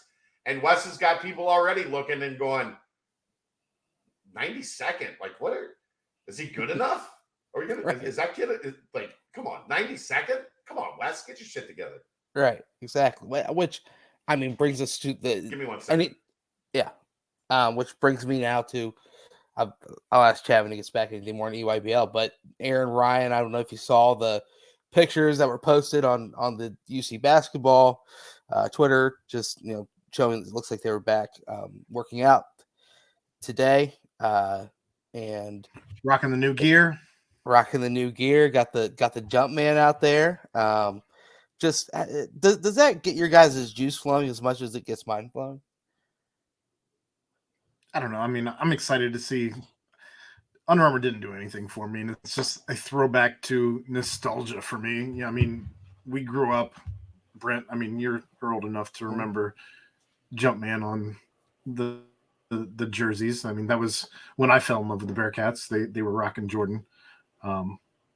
So even before that, I was still following them, but I think I was what year did they get it? Do you remember? What, the Jordan brand? When they first got the Jordan brand. Oh, do you remember what year it was? The exact year. No. I don't know. It was when I was in high school, I believe. 97 maybe. I'm not Right. entirely sure. And so late middle school, early high school. So yeah, I mean, that's what I enjoy about it. It's a throwback to my youth. But more just the pictures of practice being back. I mean, seeing all the new faces on Instagram, it's like CJ Frederick's on there, Jamil Reynolds is on there, Rayvon, Day. It's just like, okay. The new faces are wearing the Bearcat gear in practice. I'm ready. I'm locked in. But that's what gets my juices flowing. I don't know about you guys, but Yeah, I was pretty psyched. I'm more excited for when it becomes the real deal and not the BSN stuff, because I think there'll be even cooler stuff, more authentic, more vintagey, just overall more opportunities. But I'm super excited about the direction the basketball team's going in. All the guys they picked up, they got the Jordan, so I was hyped seeing that too. it seems like Wes is just an absolute killer in the nicest way possible. When I say that, just seems like he's a dude that all in, like you said, and he's changing the face of things. I mean, they, it officially announced Aziz today as a signee. Now, obviously, if they get Aziz and Jamil cleared, get the waivers going and cleared, man, this roster is full of not question marks, but still kind of question marks, if you know what I mean. It's just like unknowns, I guess, but they're exciting unknowns, like uplifting unknowns. I don't know that there hasn't been this type of feel of like, wow, these were good players for good schools, and now they're all on this roster. It'll be exciting to see who steps up and what things look like as we get little birdies and as we get a little bit more practice reports and this, that, and the other. But it is good to see them all back in the gym. I don't know if Yeah, they're guys that are at this point highly talked about, highly touted. Right. Not just 3 stars who you hope can develop into a dude, or 3 stars that a coach is really hyping up as the best shooter he's ever seen, and that never translates when they actually step out onto the court. Yeah, well, I mean, keep digging on that one, but I mean, Jizzle looks like a dude out there. I mean, I know, Aaron, you're more about like checking out certain body parts and whatnot, but I mean, Jizzle, Whoa! what ankles? You love the ankles or something, You right? made it sound real weird. I didn't mean to, but it's I don't believe you. Jizzle looks good. He looks ready right away, physically for the game. So it'll be exciting to see what happens, and I'm sure Chad will get numerous reports of how practice went and the little birdies that'll come and talk, and we'll go from there. Ryan, you're getting a request to remove the BSN, that phrase, remove it from your vocabulary. I mean, I'm just telling the truth. Like, I think Ryan can speak to it better than anybody. You wore Yeah. BSN for like 2 years, and the first 2 years you didn't have the was like BSN. kind of like a slow drop, not on just like the quantity but the quality as well. It turned into more just kind of like, it just felt like you were wearing something with just like a stamped on Under Armour symbol and like stamped on Cincinnati like lettering.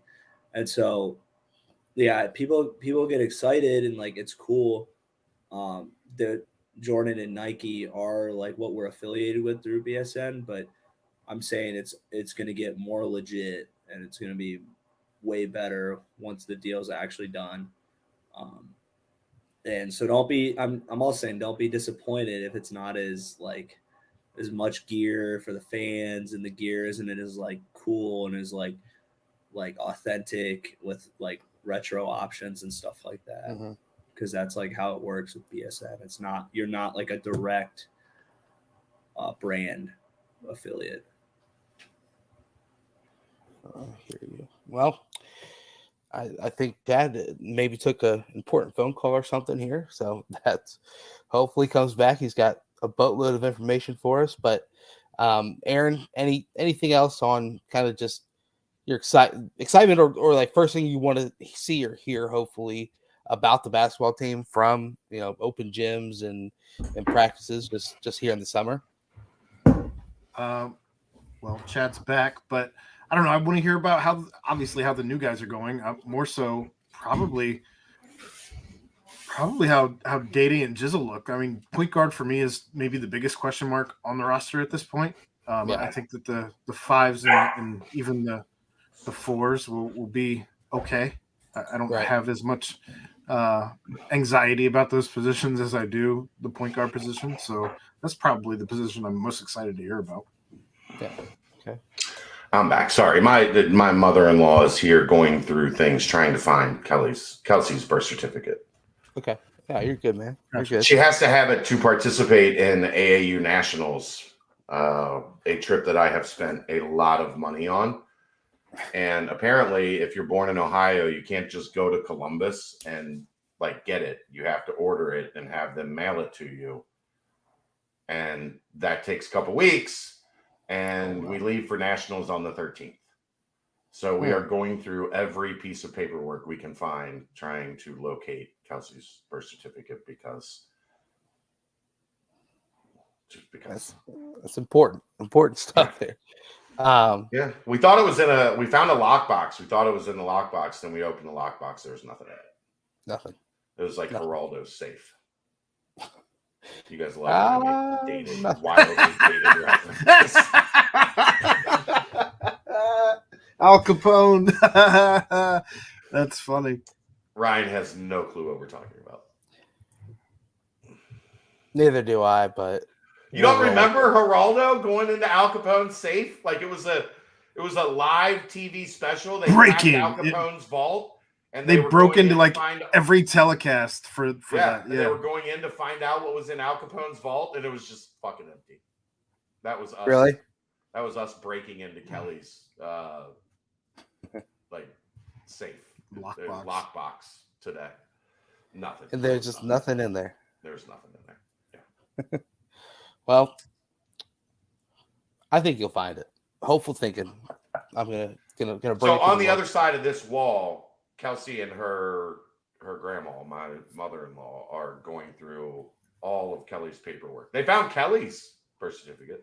Okay. So that was nice. But nothing for Kelsey yet. Chad, workouts fired up again today, right? Looked like obviously the pictures posted. Good to see the whole entire roster on campus. Everybody's here.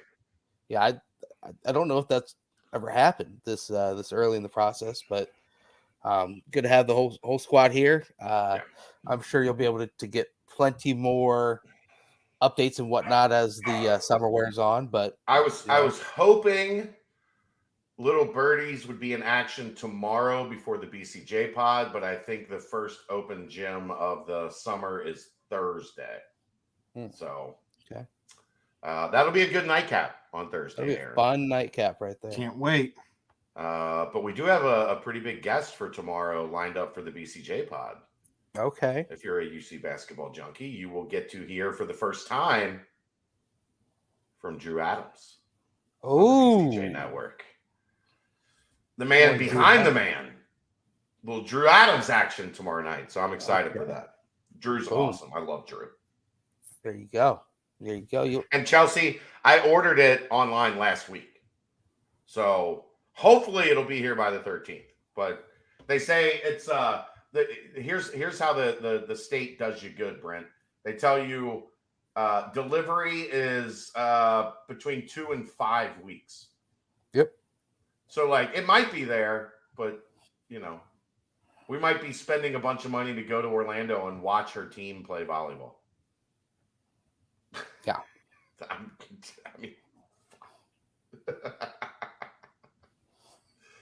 yeah, I had to do the drive up to Chicago to get a passport because I waited too long and I was really nervous about the time window that they said that they would mail it to me. So I had to hike on up to the Windy City and get it done. I did get a text about workouts today. Okay. And all the text said is Aziz is good. Huh. That's the info I got from workouts today. Okay. I think I can confirm that as well. I wasn't there, but I can confirm that Aziz is I good. watched him play. Yeah. I think that Wes also confirmed that Aziz is good. Yeah. Deanna, Kentucky does that too. Like if she was born in Kentucky, we would just drive to Frankfurt and we would have it. And then we could stop at Buc-ee's on the way back and life would be good. But that's not how it works. Boom. There we go. Anything else basketball wise? Just good to have everyone on campus, and it looks like the size is legitimate. Honestly, they're big. In that picture, Jamil looks like taller than I think people were probably imagining him to be. But He's sure, 6'10", 6'9", 6'10". Like he's a big boy. Can't judge everything from a picture, but yeah. I remember how big he was in that game, the two Temple games. He was, oh my gosh, confirmed large. Beast, yeah, definite beast. And when you were off air, Chad, I was telling. I mean, Jizzle looked chiseled. How about that? He's. I mean, yeah, his pedigree is good. Yeah, it ain't. It's. Let's just say he's got a little edge, little edge. He's got a little edge to him. Yeah, he's got a little edge to him. There you go. Maybe we can nickname him Edge and see if it sticks. Wow, that might be copyrighted. It'd be very original. Very original. Might be copyrighted, but we'll see what we can do. By his dad. Yeah. I don't know. I mean, I feel like Jizzle's probably already a nickname, considering that's not his parents' name. Yeah, but he's already we got to give a nickname to the nickname. Yeah, Well, so we'll do it. With a name like Jizzle, locked in. With a name like Jizzle, I don't think you have to do anything. It's done. Yeah. No comment.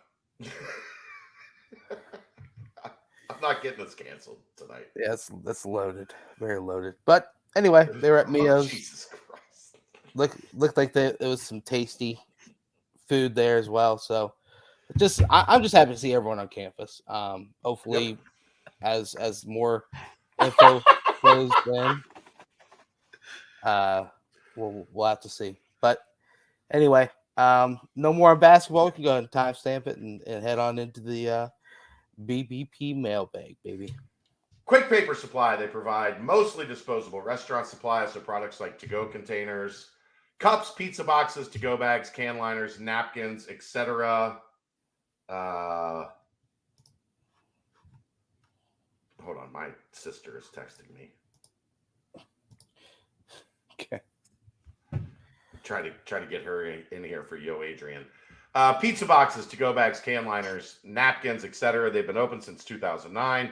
One of the largest minority-owned companies in the city. They provide a wide range of food service products. They also have cleaning and restroom supplies for all your janitorial needs. Call Nick 513-470-2029 and reference Bearcats for 20% off your first month of purchases. Boom, baby. So there you go. Well, Chad, real quick before we Aaron, hop can you send that link to her? Send that invite to her again. Sure. Chad, you want to talk about that Reds and Rains real quick while we wait? Yeah. June 24th, Reds and Rains. Go to the Cincy Rains Twitter feed or the Cincy Rains. I believe it's on the website. And get your tickets. We're going to meet up at the Holy Grail. I'm working on maybe doing something. The game starts at 4. Maybe do a little. Are you guys going to come? Are you guys thinking about joining us June 24th? I got to look at the calendar, but possibly. I think I'm doing a golf outing that day, but we'll see.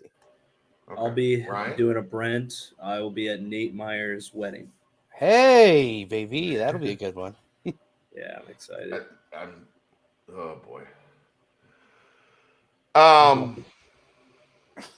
Nothing. Just gonna ask if there's gonna be free oil checks, but it's inappropriate. Well, you asked it anyways, did you? I said what I was gonna do. Not that I did it. It's what I was gonna do.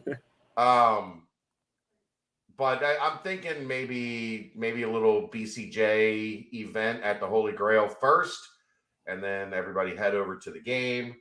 Got to work on that with my guys at the Grail, but we're making it a BCJ outing. So if you're a BCJ member, get your tickets. Reds and Rains, June 24th. And the Reds are actually kind of good. So they don't stink. Yeah. Third place. I mean, it's the middle of it's the end of May, and they're kind of hanging around. And I'm going to guess by June 24th, Ellie De La Cruz is going to be in the show. And that will be worth the price of admission. Hopefully by Friday, right? There's some I speculation mean, around potentially, yeah. So yeah, Reds and Rains, get that going. And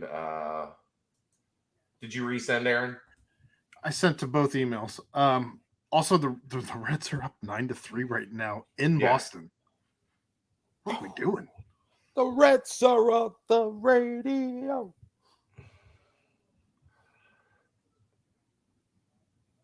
Unbelievable. Oh, Boom. there was a pinch hit grand slam from the looks of it. Barrera, what? No, Barrera, I thought it was. He started and Yeah. left. He Oh, started. is that how it went? No, Friedel started. Oh, he left with a hamstring. That's what it was. I got radio Friday. I don't know if he also had a walk, so I don't know which order it came in. But anyway, I guess we'll just get going until she shows up because I don't know that people want to hear us filibuster with Reds talk any longer. Not on this show, anyway. Yeah, Ellie De La Cruz had a walk-off homer tonight for the Bats. What are we doing? Why is he even still down there? God, don't even get me started. This is why if I go to the event for the Cincy Reigns, I will not be stepping foot inside that stadium. I'm still on strike against the team. Ellie De La Cruz. I mean, he's pretty dang good. She should be here in just a second. I guess we could put up the read and hope that she gets here in time. Hope for the best. Yeah. I mean, I just told her, get in here. We're ready. She's blaming it on you. On me? Yeah. I sent the invite to her 45 minutes ago. I know. She said she I didn't text get you it. after that's fine. The timestamp is in the forwarded email that I just resent.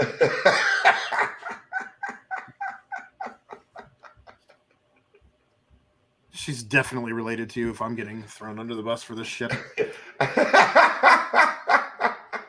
Yo, Adrian is brought to you by Low Miller Real Estate. My sister, Adrian Henson. Free home evaluations, 859-444-8159 if you're looking for real estate in Northern Kentucky. She also has business associates that they work with in Ohio and southeastern Indiana. So get in contact. She will get you taken care of for all of your home owning potential needs. You can find her at A. Henson at Low Miller Real Estate, LOHMILLER realestate.com, or Adrian L. Henson at iCloud.com. I don't think she understands what hurry means.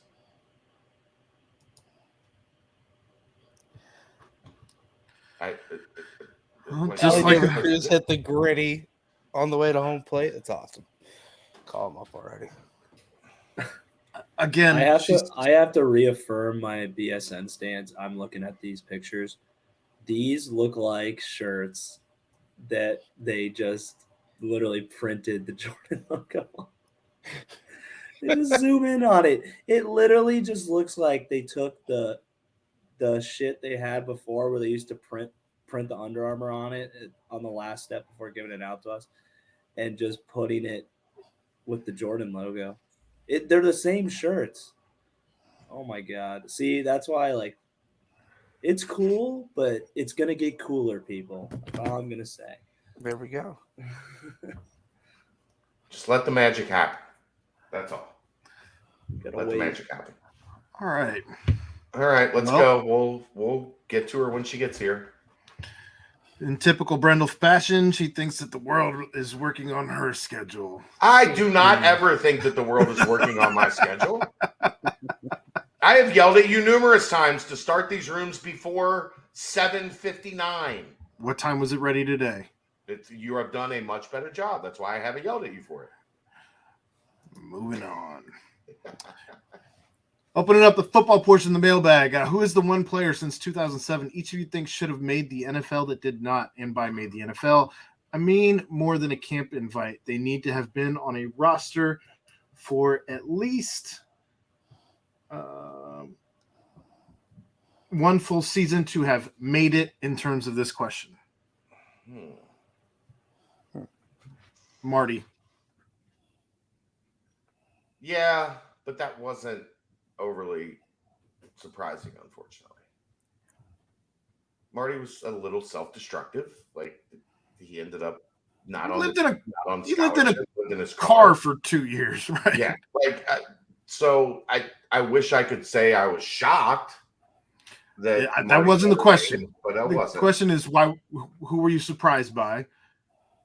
I wasn't surprised that Marty didn't make it. That's what I'm saying. Like I just felt like he should have. I agree. He should have. He was talented enough to be, at worst, a really, really good return man in the NFL, and it didn't happen. I mean, at worst, he'd be a 5 or a 6 receiver, right? Right. Yeah. Armand Benz. Yeah, Ben's made it for a little while though, didn't he? I mean, he was on the Dolphins. But I don't think he ever really They still play in the NFL, don't they? Well, I mean, Marty played in the NFL technically, but yeah, he was with the Eagles, I think. Yeah, and the Rams, I think is who drafted. I thought Cortez Yeah. Broughton would have a better NFL niche carved out for him. Yeah, like Cope ended up being the guy that I thought Cortez was going to be. Yeah, I thought they were going to both be like that. Yeah, I did too. Is he completely out? Cortez? I think so. Huh. I think so. Maybe Wiggins. He's Wig didn't catch on but again, you go through I think the Cardinals waived him, Yeah. You go through double, you go through the knee issues that he had. You worry big time. What about Pike? He was a backup quarterback. He started a couple games. He made it. His elbow just was shredded. Right. So anyone you can think of, Brian? I mean, I thought Jarrell and Perry were good enough to get invites and get chances to make teams. Perry again, and both of them so small. I know, but I would have loved to see what they could have done. Just the sheer amount of playmaking they made in college football. I just would have thought.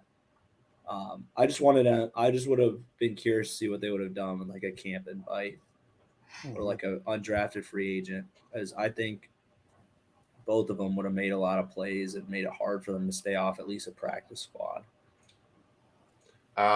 Mike says that Cortez was in Buffalo last year on the practice squad, so still hanging around. Maybe Jeff Luke. Yeah, that one was a little surprising. He had more of the measurables. He was a big physical dude. Didn't he get tried at fullback? Yeah, I think for a little while. The Dolphins for a little bit or something. Yeah. That was you talk about a dude with guns. Jeff Luke had guns, the 24-inch pythons. Wow. Jeff Luke was loaded. Ryan, great story, Jeff Luke. Or not Jeff Luke, Blair. DeJuan Blair's brother. What the hell was his first name? Blair's. Yeah. Somebody remembers, I'm sure. Yeah. Ryan, I was the first game of the season. Remember DeJuan Blair played for Pitt, played in the NBA for a while. No. First game of the season. I'm Greg Blair, right? Greg Blair, yeah, Greg. I'm walking behind the team to go to the other side to take pictures, and it's a night game, and the lights are shining like and hit off of DeJuan Blair's Rolex and literally almost blinded me walking past like where the friends and family sit, like right behind the bleachers. I'm like, the hell, like literally like the reflection of it. I was like, what the hell is that? And I looked over and there's Greg Blair with a giant Rolex. Yeah, CFL doesn't count. Caleros wasn't in the NFL very long. That's fair. That's fair. My sister's here. Do we want to sneak in Yo Adrian now, and then we'll go back to the football? Sure. That's not a problem. Hi. Hi, guys. Hey, what's Is it up? Aaron's fault? I don't know. I must have been having technical difficulties tonight. It happens. Sorry, guys. Hi, Kels. Kelsey's waving. She has to come in whenever Aunt Adrian comes on. There's Audrey. Adrian wants you to come over for a weekend. Okay. Okay, good. Okay. Guys, we're having a party. My daughter's going over to Adrian's for the weekend. I Okay. don't know when. Got your marriage license. Okay, cool. They found our marriage license. I don't know what good that's going to do us, but we found it. All right. Yo, Adrian. I didn't like the question because I don't think she's going to know this one. Well, there's 3 questions, and I picked out Okay. the best one because I'm in charge of this segment. Chad keeps trying to All take right. control of this segment, and I keep telling him that he is not in control. Jesus. Yo, Adrian. What is the time Chad got in the most trouble by your parents? And that comes courtesy of Bearcat Nation 11. Thanks for the question. I don't know. Chad got in the most trouble by my parents. You want to hear about when Adrian got in the most trouble by our parents? I don't think that's the name of this segment. Yo, Chad. It's Yo, Adrian. It's when she drove a tractor into the house. No, Chad, he was pretty good. He was the perfect child if you ask him. That I doesn't think surprise me at all. Yeah, I think a lot of times he would get in trouble by picking on me. That was pretty much the most of the trouble that I thought he got into, unless he did some things behind the scene that I didn't know about as a kid.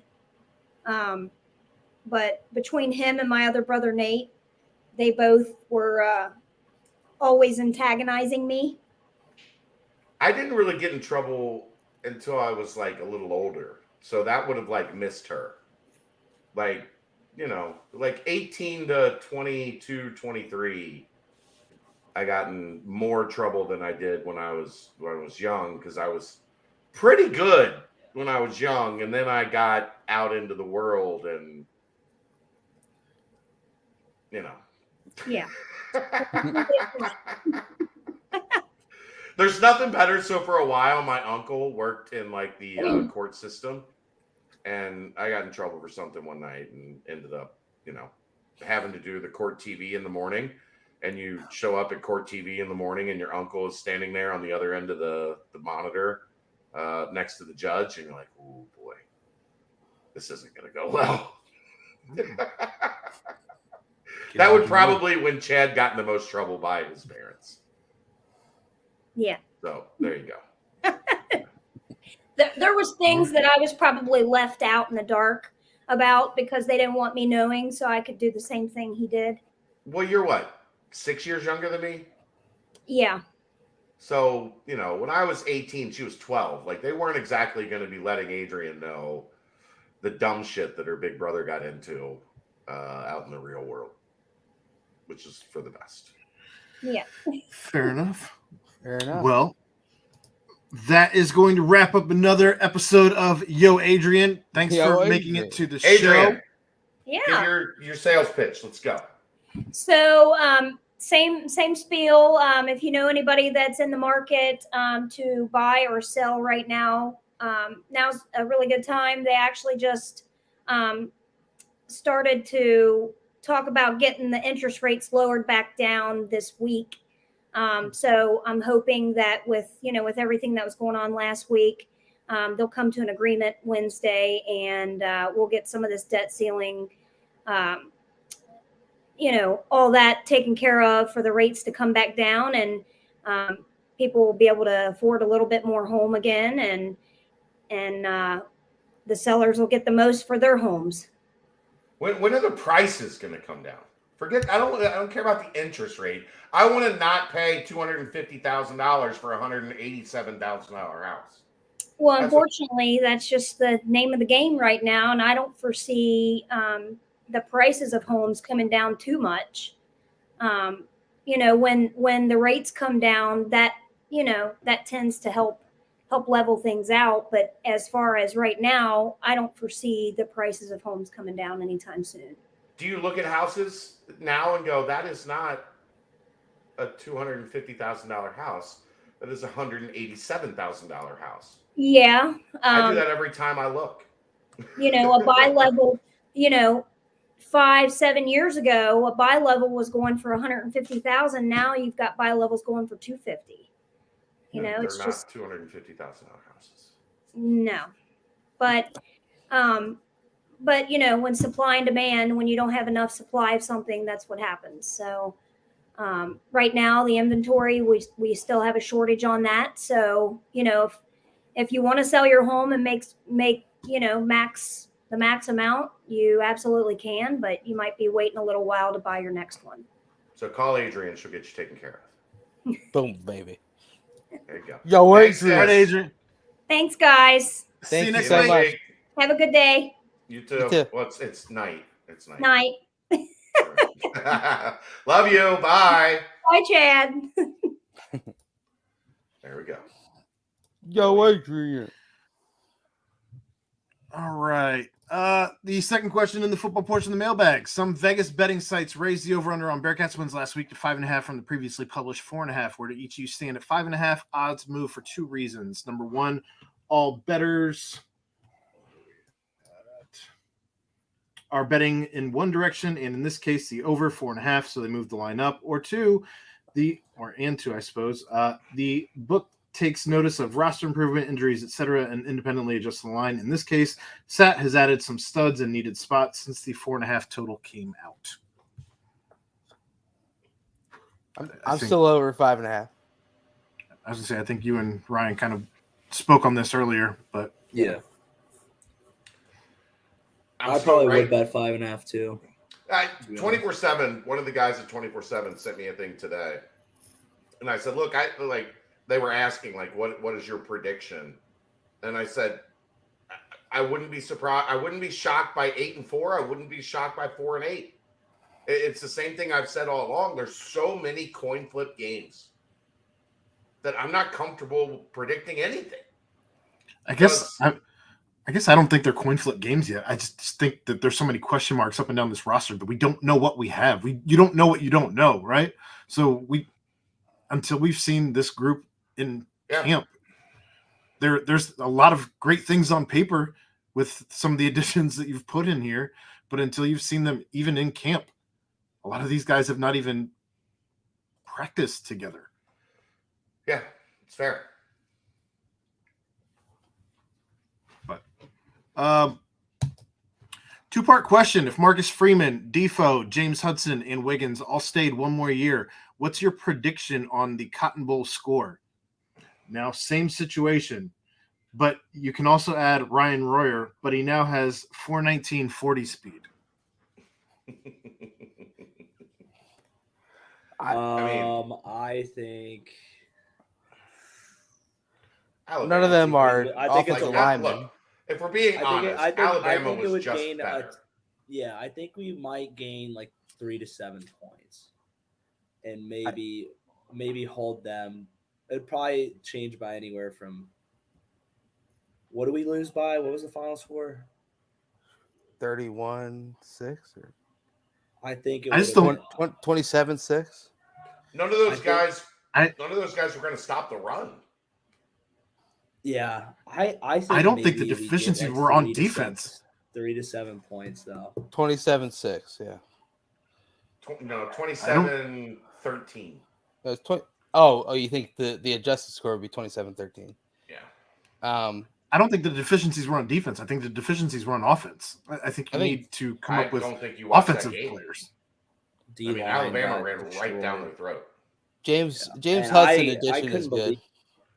Yeah, My I couldn't say sorry. You're fine. I guess my point is, if you add those guys in your secondary, that's still not stopping the run. I would want something that can help you put points on the board. I think that's where they struggled, was in the red zone. Sure. You have Alec Pierce open, and you missed Alec Pierce. Like the guys knocking balls down at the line, I think hurt this team more than even the run. Not being able to stop the run did. Dez didn't have any time. I think you need to take our All-Star 2017 through 2022 O-line to make a difference. We need like a Garrett Campbell. We need HUD. We need who else was? I'm drawing a blank on our guards. I'm trying to think who would be. Throw Metz in there just on his size. Maybe Renfro in at center and scoot Campbell out to one of the guards. Yeah, there it is. Yeah, I mean because everyone wanted Dez to keep take some deep shots because that's what the Alabama defense was susceptible to because their secondary was young, but they just never had enough time. If 419-40 Ryan Royer is on the team, I hope he's playing offense. Yeah, just fly routes all day. Yeah. Yep. Or screens. Just let me run. Break a couple. Gosh. Have that at fullback. My goodness. The quickest ISO block in the history of football. Just that collision that's a high-speed crash right there. Yep. All right. And the last question in the football portion of the mailbag. I like this one, Royer. How did the introductions go when you had teammates join you? Would it be announced before/after lifting and practice? Like, how was Boyd addition handled? What?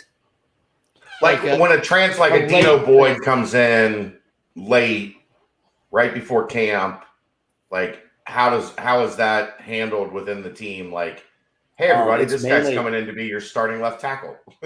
It'd be like mainly position based and then like lift group based, and then they just go about their business in practice.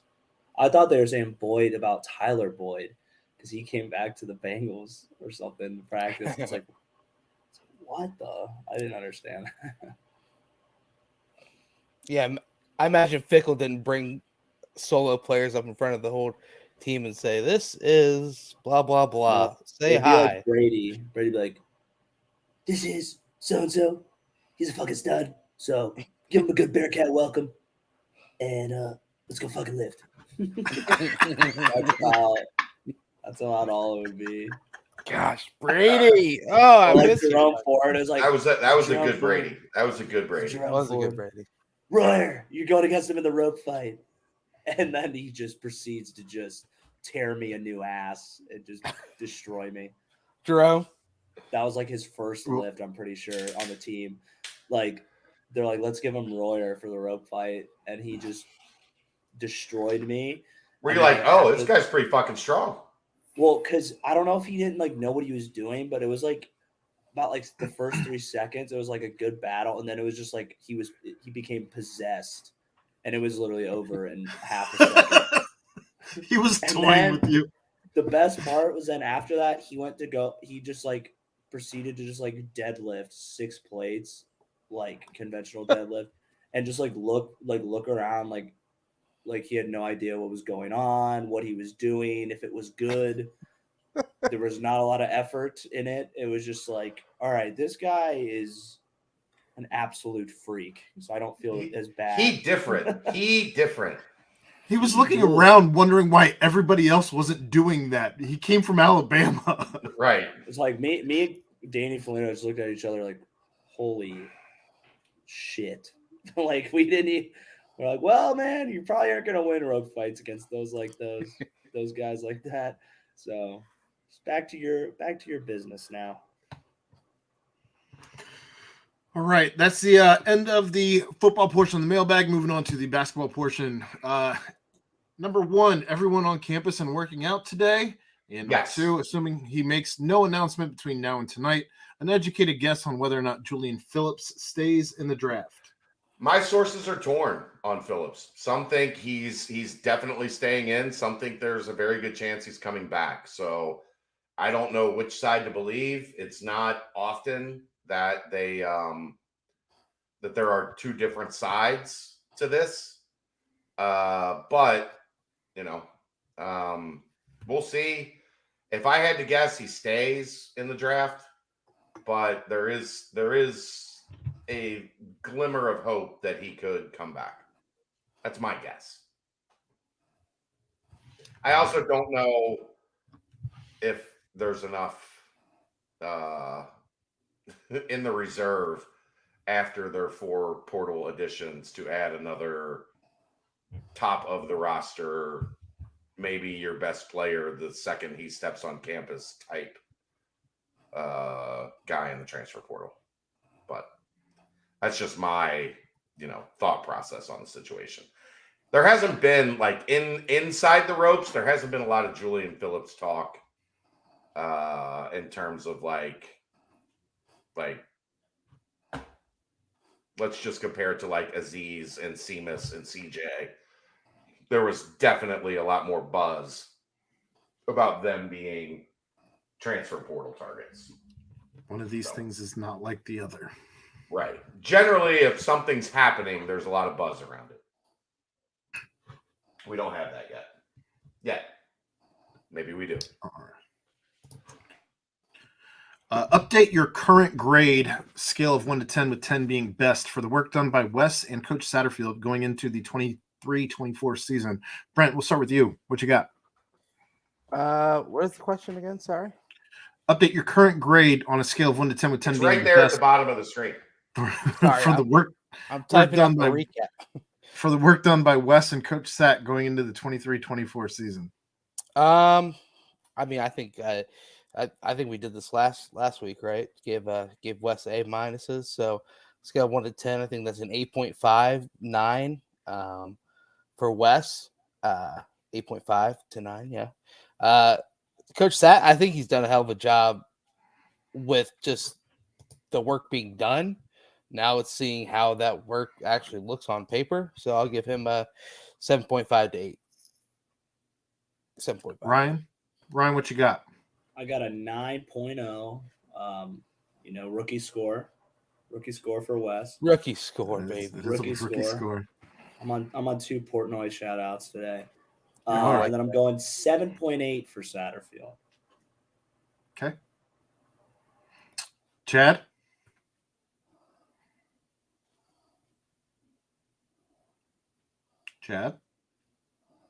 Oh, he is muted. Didn't see it with the banner pulled up at the bottom. I'm going to give Satterfield a 7, even. I'm not worried about rookie scores or anything like that, but only because I wanted to see more offensive line work done at some point.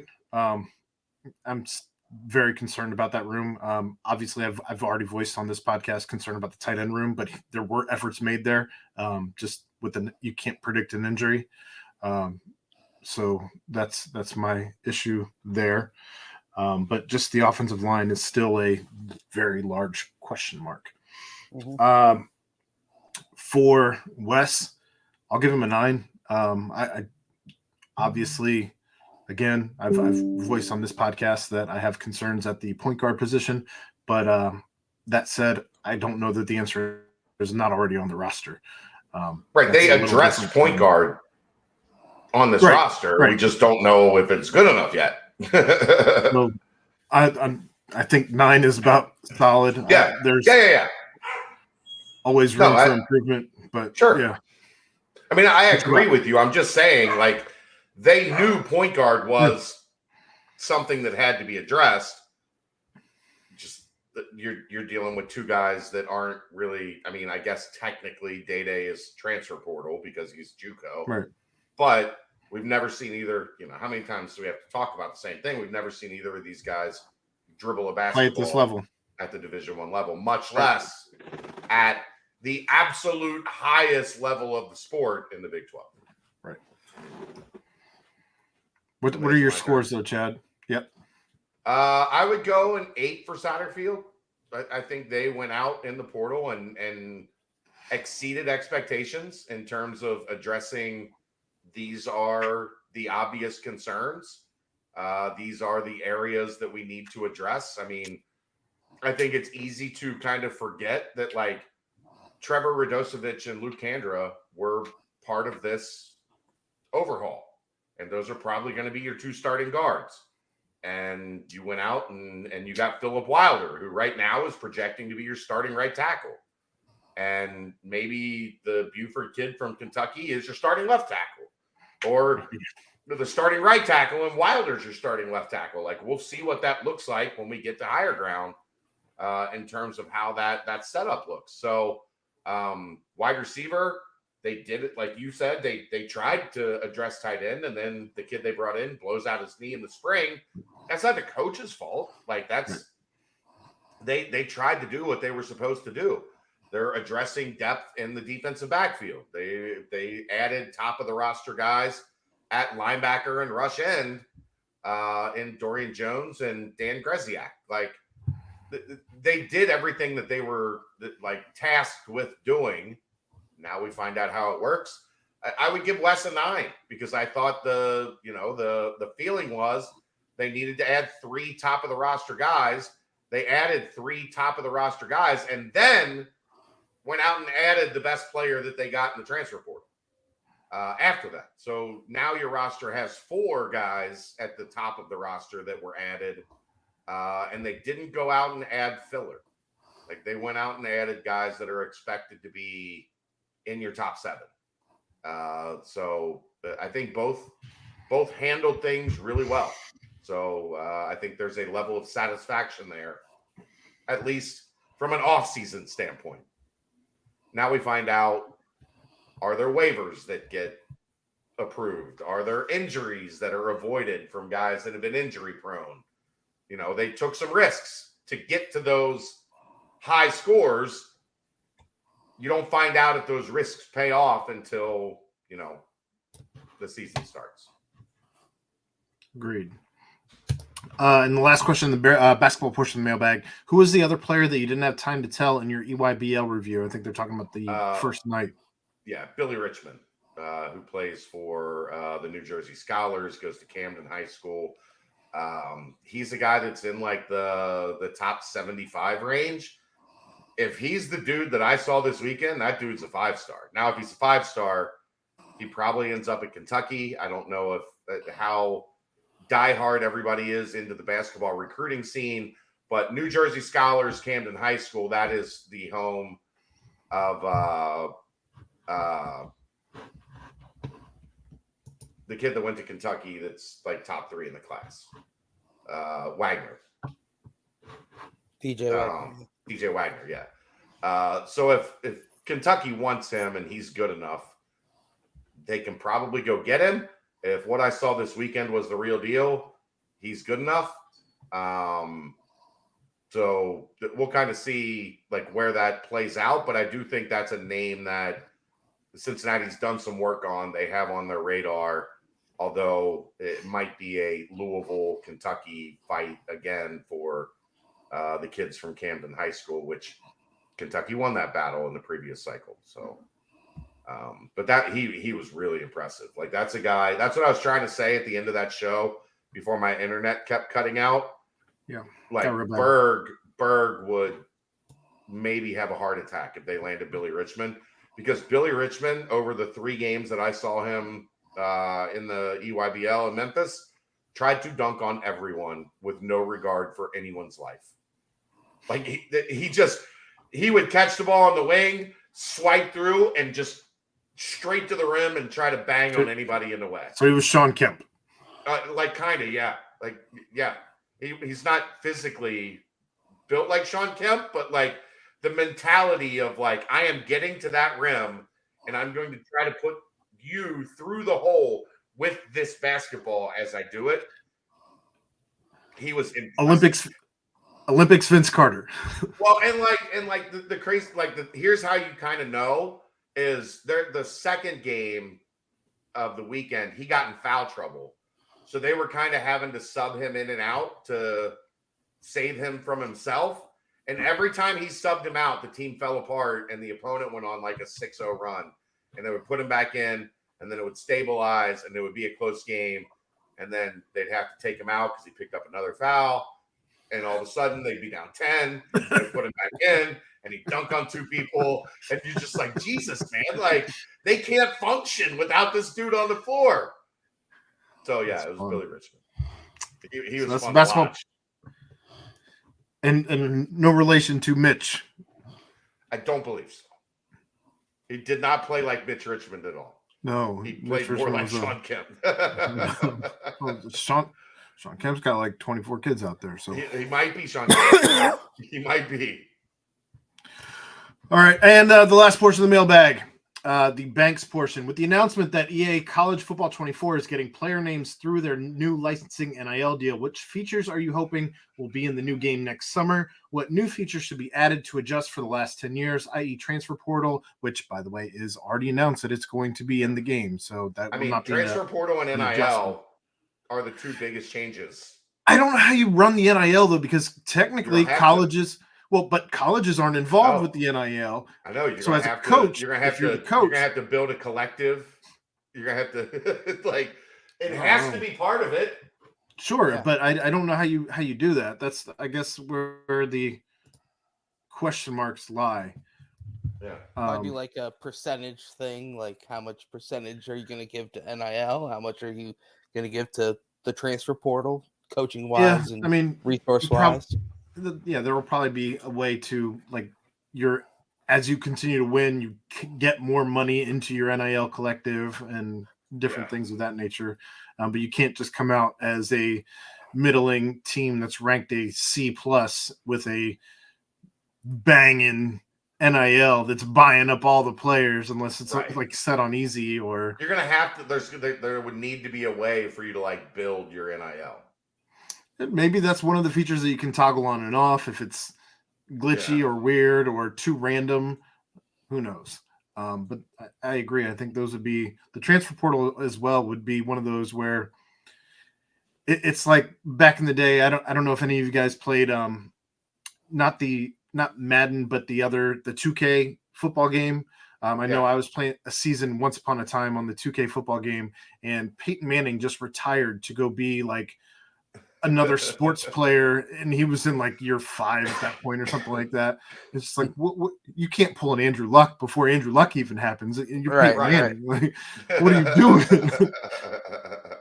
So I guess with the transfer portal, you could run into that though too, where you're just like you think you're trucking along, and all of a sudden your star quarterback is gone. Yeah. You better hope that you have somebody. There's going to have to be some level of what we've always talked about, recruiting your own players. Yeah. Like, did you ignore your guy? And now because you ignored your star player, like now he wants to go be the star player somewhere else. Like there's going to have to be something in season that is like, a calming influence on your roster. But you also can't be, and I wonder if they'll even play into, I doubt they play into this at all, but you can't be like tampering with somebody else's roster. I mean, well, no, but I think what's interesting, Aaron, like if we're really going to like do this thing like right, is how you create video game statistics and then like if you try to build up like an Akron and your quarterback has 4,500 yards passing, 1,200 yards rushing, all of a sudden he's the biggest target, like the biggest fish in the pond, because he finished, he's a sophomore that finished 4th in the Heisman voting, and you have no chance. Like, how do you keep him at Akron?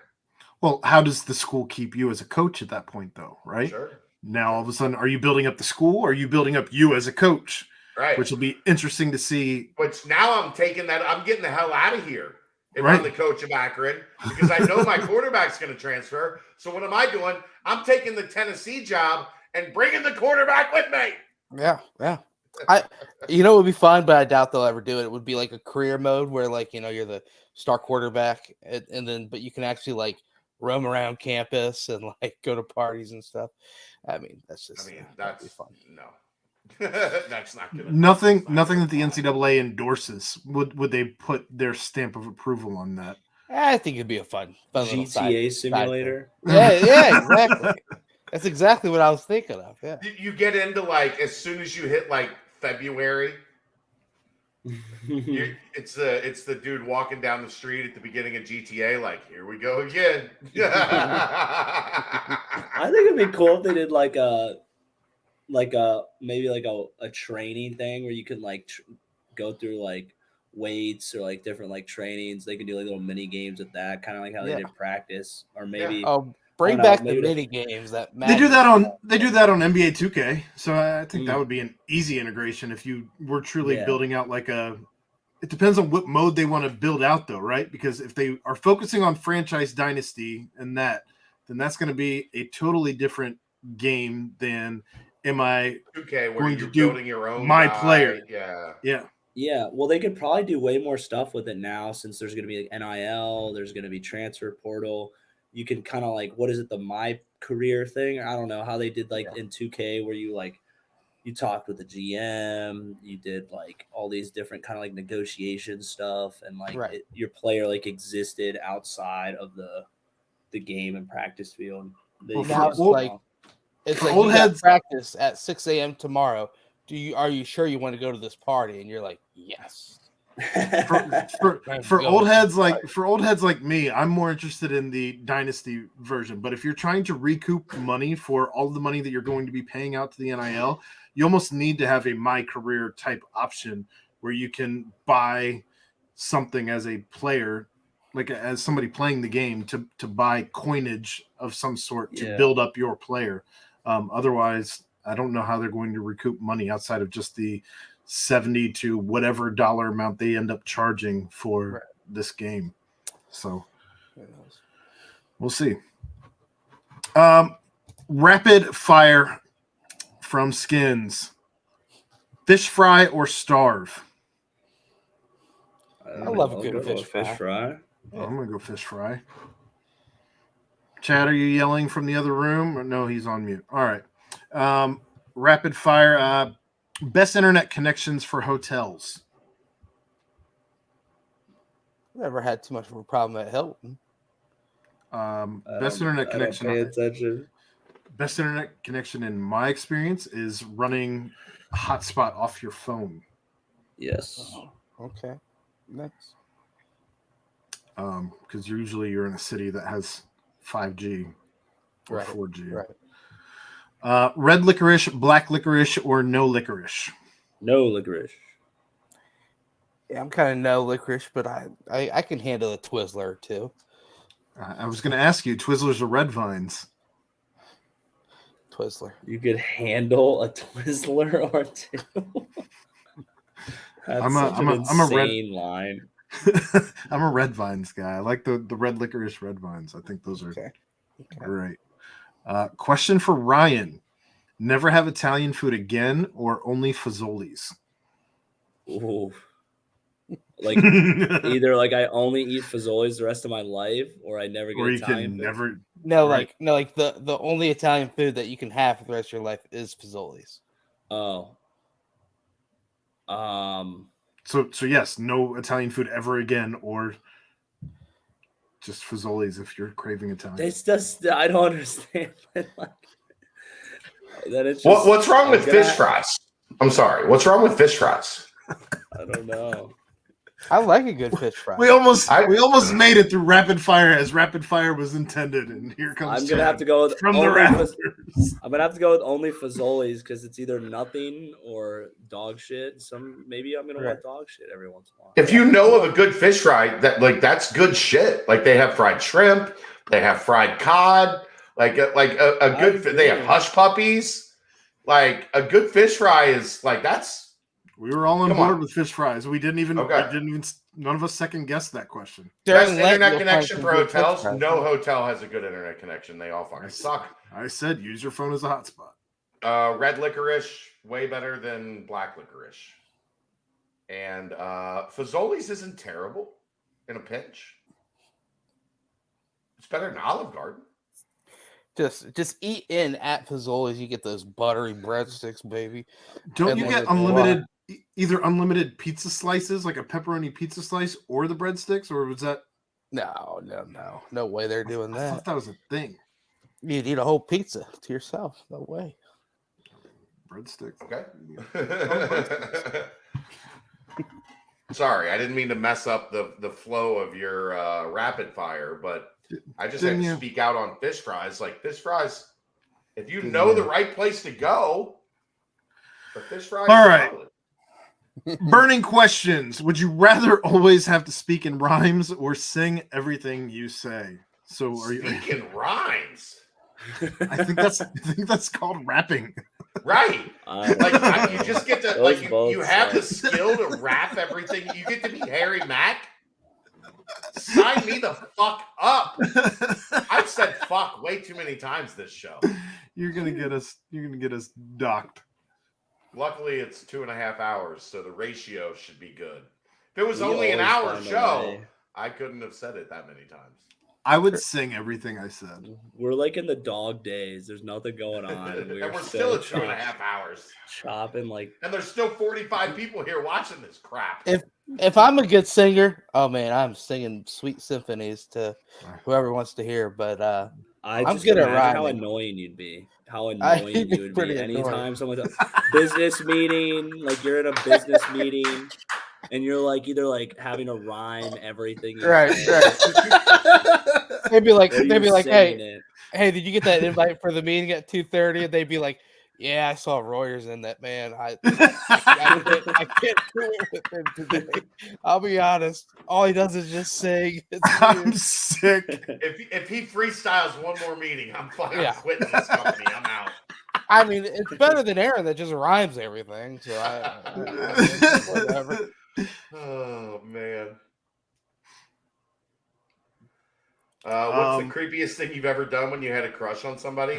I haven't had a crush on anybody since the 90s, so I don't remember. I don't know. Yeah, I don't think I did anything really. I mean, I'm sure I did, but like, I don't really think I did anything overly creepy. And I literally, before I started dating Kelly, I was coming out of a relationship that was like 3.5 years. So like, I haven't dated anybody since like the mid 90s. I'm sure there were times in like high school or college where all of us, where you did something like, stupid, texted or called more than you should have. Yeah, I've done that. Yeah, those days where you overthink, you're like, yeah. You're like, I'm sorry, I didn't mean to do that, and you're like apologizing for texting or something. Well, back then there was no texting. All you could do was call with the phone on the wall. No, some of us were in high school and could text. You just paid $0.25 a text or whatever the stupid rate was. Right. No, hey, you had to Betsy's mom, you had to there? send something on the beeper. You had to hit the beeper. Ooh. I remember that. Like you had to decode it. Yeah. 80085. Unreal. Is that creepy? If there was a zombie apocalypse, let me talk. Which one of your co-hosts would die first? Me, easily. Really? Yeah. Oh yeah. I've got no toughness. I feel like Aaron has a good chance with his land out in Athens, kind of isolated. Yeah. For sure. I'm in a bad spot, man. I'm in the middle. Yeah, of but you're city. a fighter, Royer. You're a fighter. I know I'm a fighter, and I'm trying to go out and get me a gun too. So maybe when this bonus. Yeah, you could be a zombie slayer. Like you would be a zombie slayer. If zombies broke into my house, I would be like, yeah, you guys fit. I'm calling Ryan and seeing if he wants to come out and hang out in Athens. Yeah, there you go. I got you. Have you seen Last of Us? Oh yeah, great. You have to build your place up like the boy. What's his name? Who the Nick? The dude from Parks and Rec. Yeah, what's his name in the show? I can't remember. Some simple ass. Is it like Joe or something? Yeah, something like that. It was something simple, but Jeff yes. or something like that. Yeah. Yeah. You're saying that Yeah. you and that Royer and Aaron would do that? Just bunk up?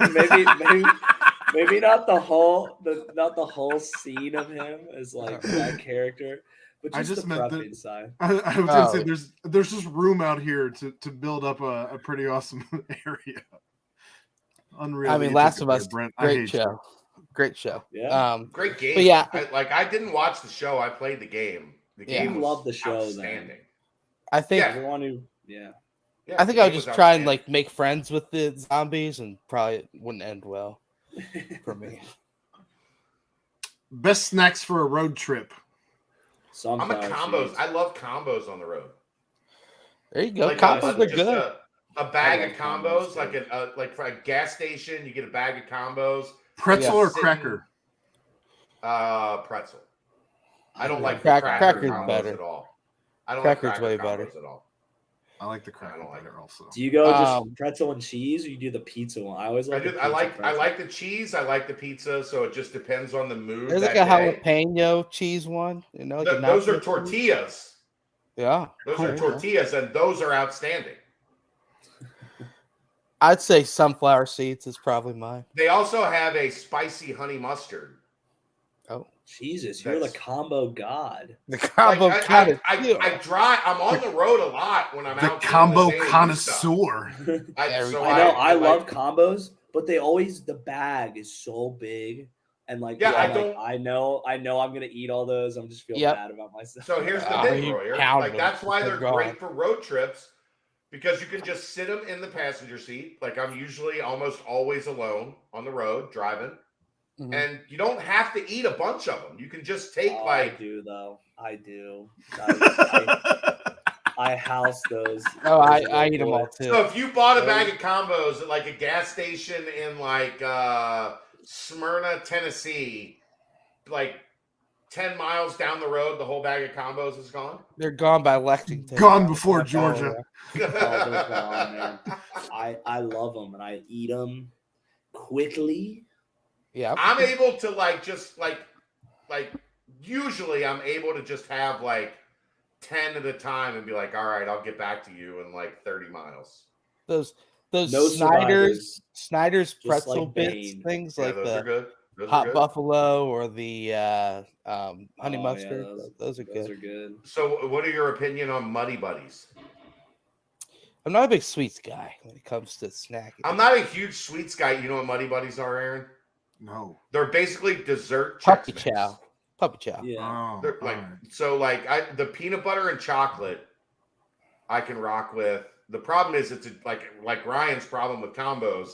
It's a big bag at the gas station. when Well, you get isn't it the- covered in powdered sugar? Yeah, powdered sugar, peanut Yeah, butter. I don't and want that chocolate. shit on my hands when I'm driving. Bag dump it. Yeah. Bag dumps. You can't see the road for a couple seconds. Oh yeah. Through Going all mountains? over the No going big deal. nearly 90 miles. It's per hour. exhilarating. I like That's me. I like Got your gummies, phone like up there. You're looking at your phone. I like Gummies. gummies too. Yeah, I like Gummy gummies too. gummy bears, Just- gummy. Just Oh. got to make sure you make it to your Different. destination within 2 hours. Sorry, you know. we were talking about different things. Gummy bears, gummy worms, gummy. Get I'm there big within on- an hour, you'll be Yeah. all right. If not, tough drive the rest of the way. That's the mailbag. Get us out of here, Brett. Well, anything else, guys? A nice full No. Memorial Day weekend show. There you go. It's a locked and loaded episode. But Thank you all for being with us for 2.5 hours. I thought it was going to be over an hour and a half ago. yeah, It never is. It never is. Never is. But We have hey, guys, nothing to talk about 3 hours later. All right, that's it. There's the end How of the did we get mailbag. and we didn't even do that segment I texted you guys. Should we do No, this we segment? didn't. No. We didn't need it. We had Yeah. plenty to talk about. Do not need it. But of course, as always, special thank you to Danco Transmission. Special thank you to Yo Adrian. Special thank you as well to Quick Paper Supply. If I missed anyone else, I'm sorry, but special thank you to you too. Drew But Allen, guys, tomorrow night. BCJ. Drew Allen Live. tomorrow night. Hopefully some birdies later in the week. Stay locked in BCJ. Obviously, we'll have wall-to-wall coverage as we always do. But for my guys, my pals, my partners in crimes, that's right. Aaron Smith, Chad Brendel, and Ryan Royer. I am Brent Young yet again.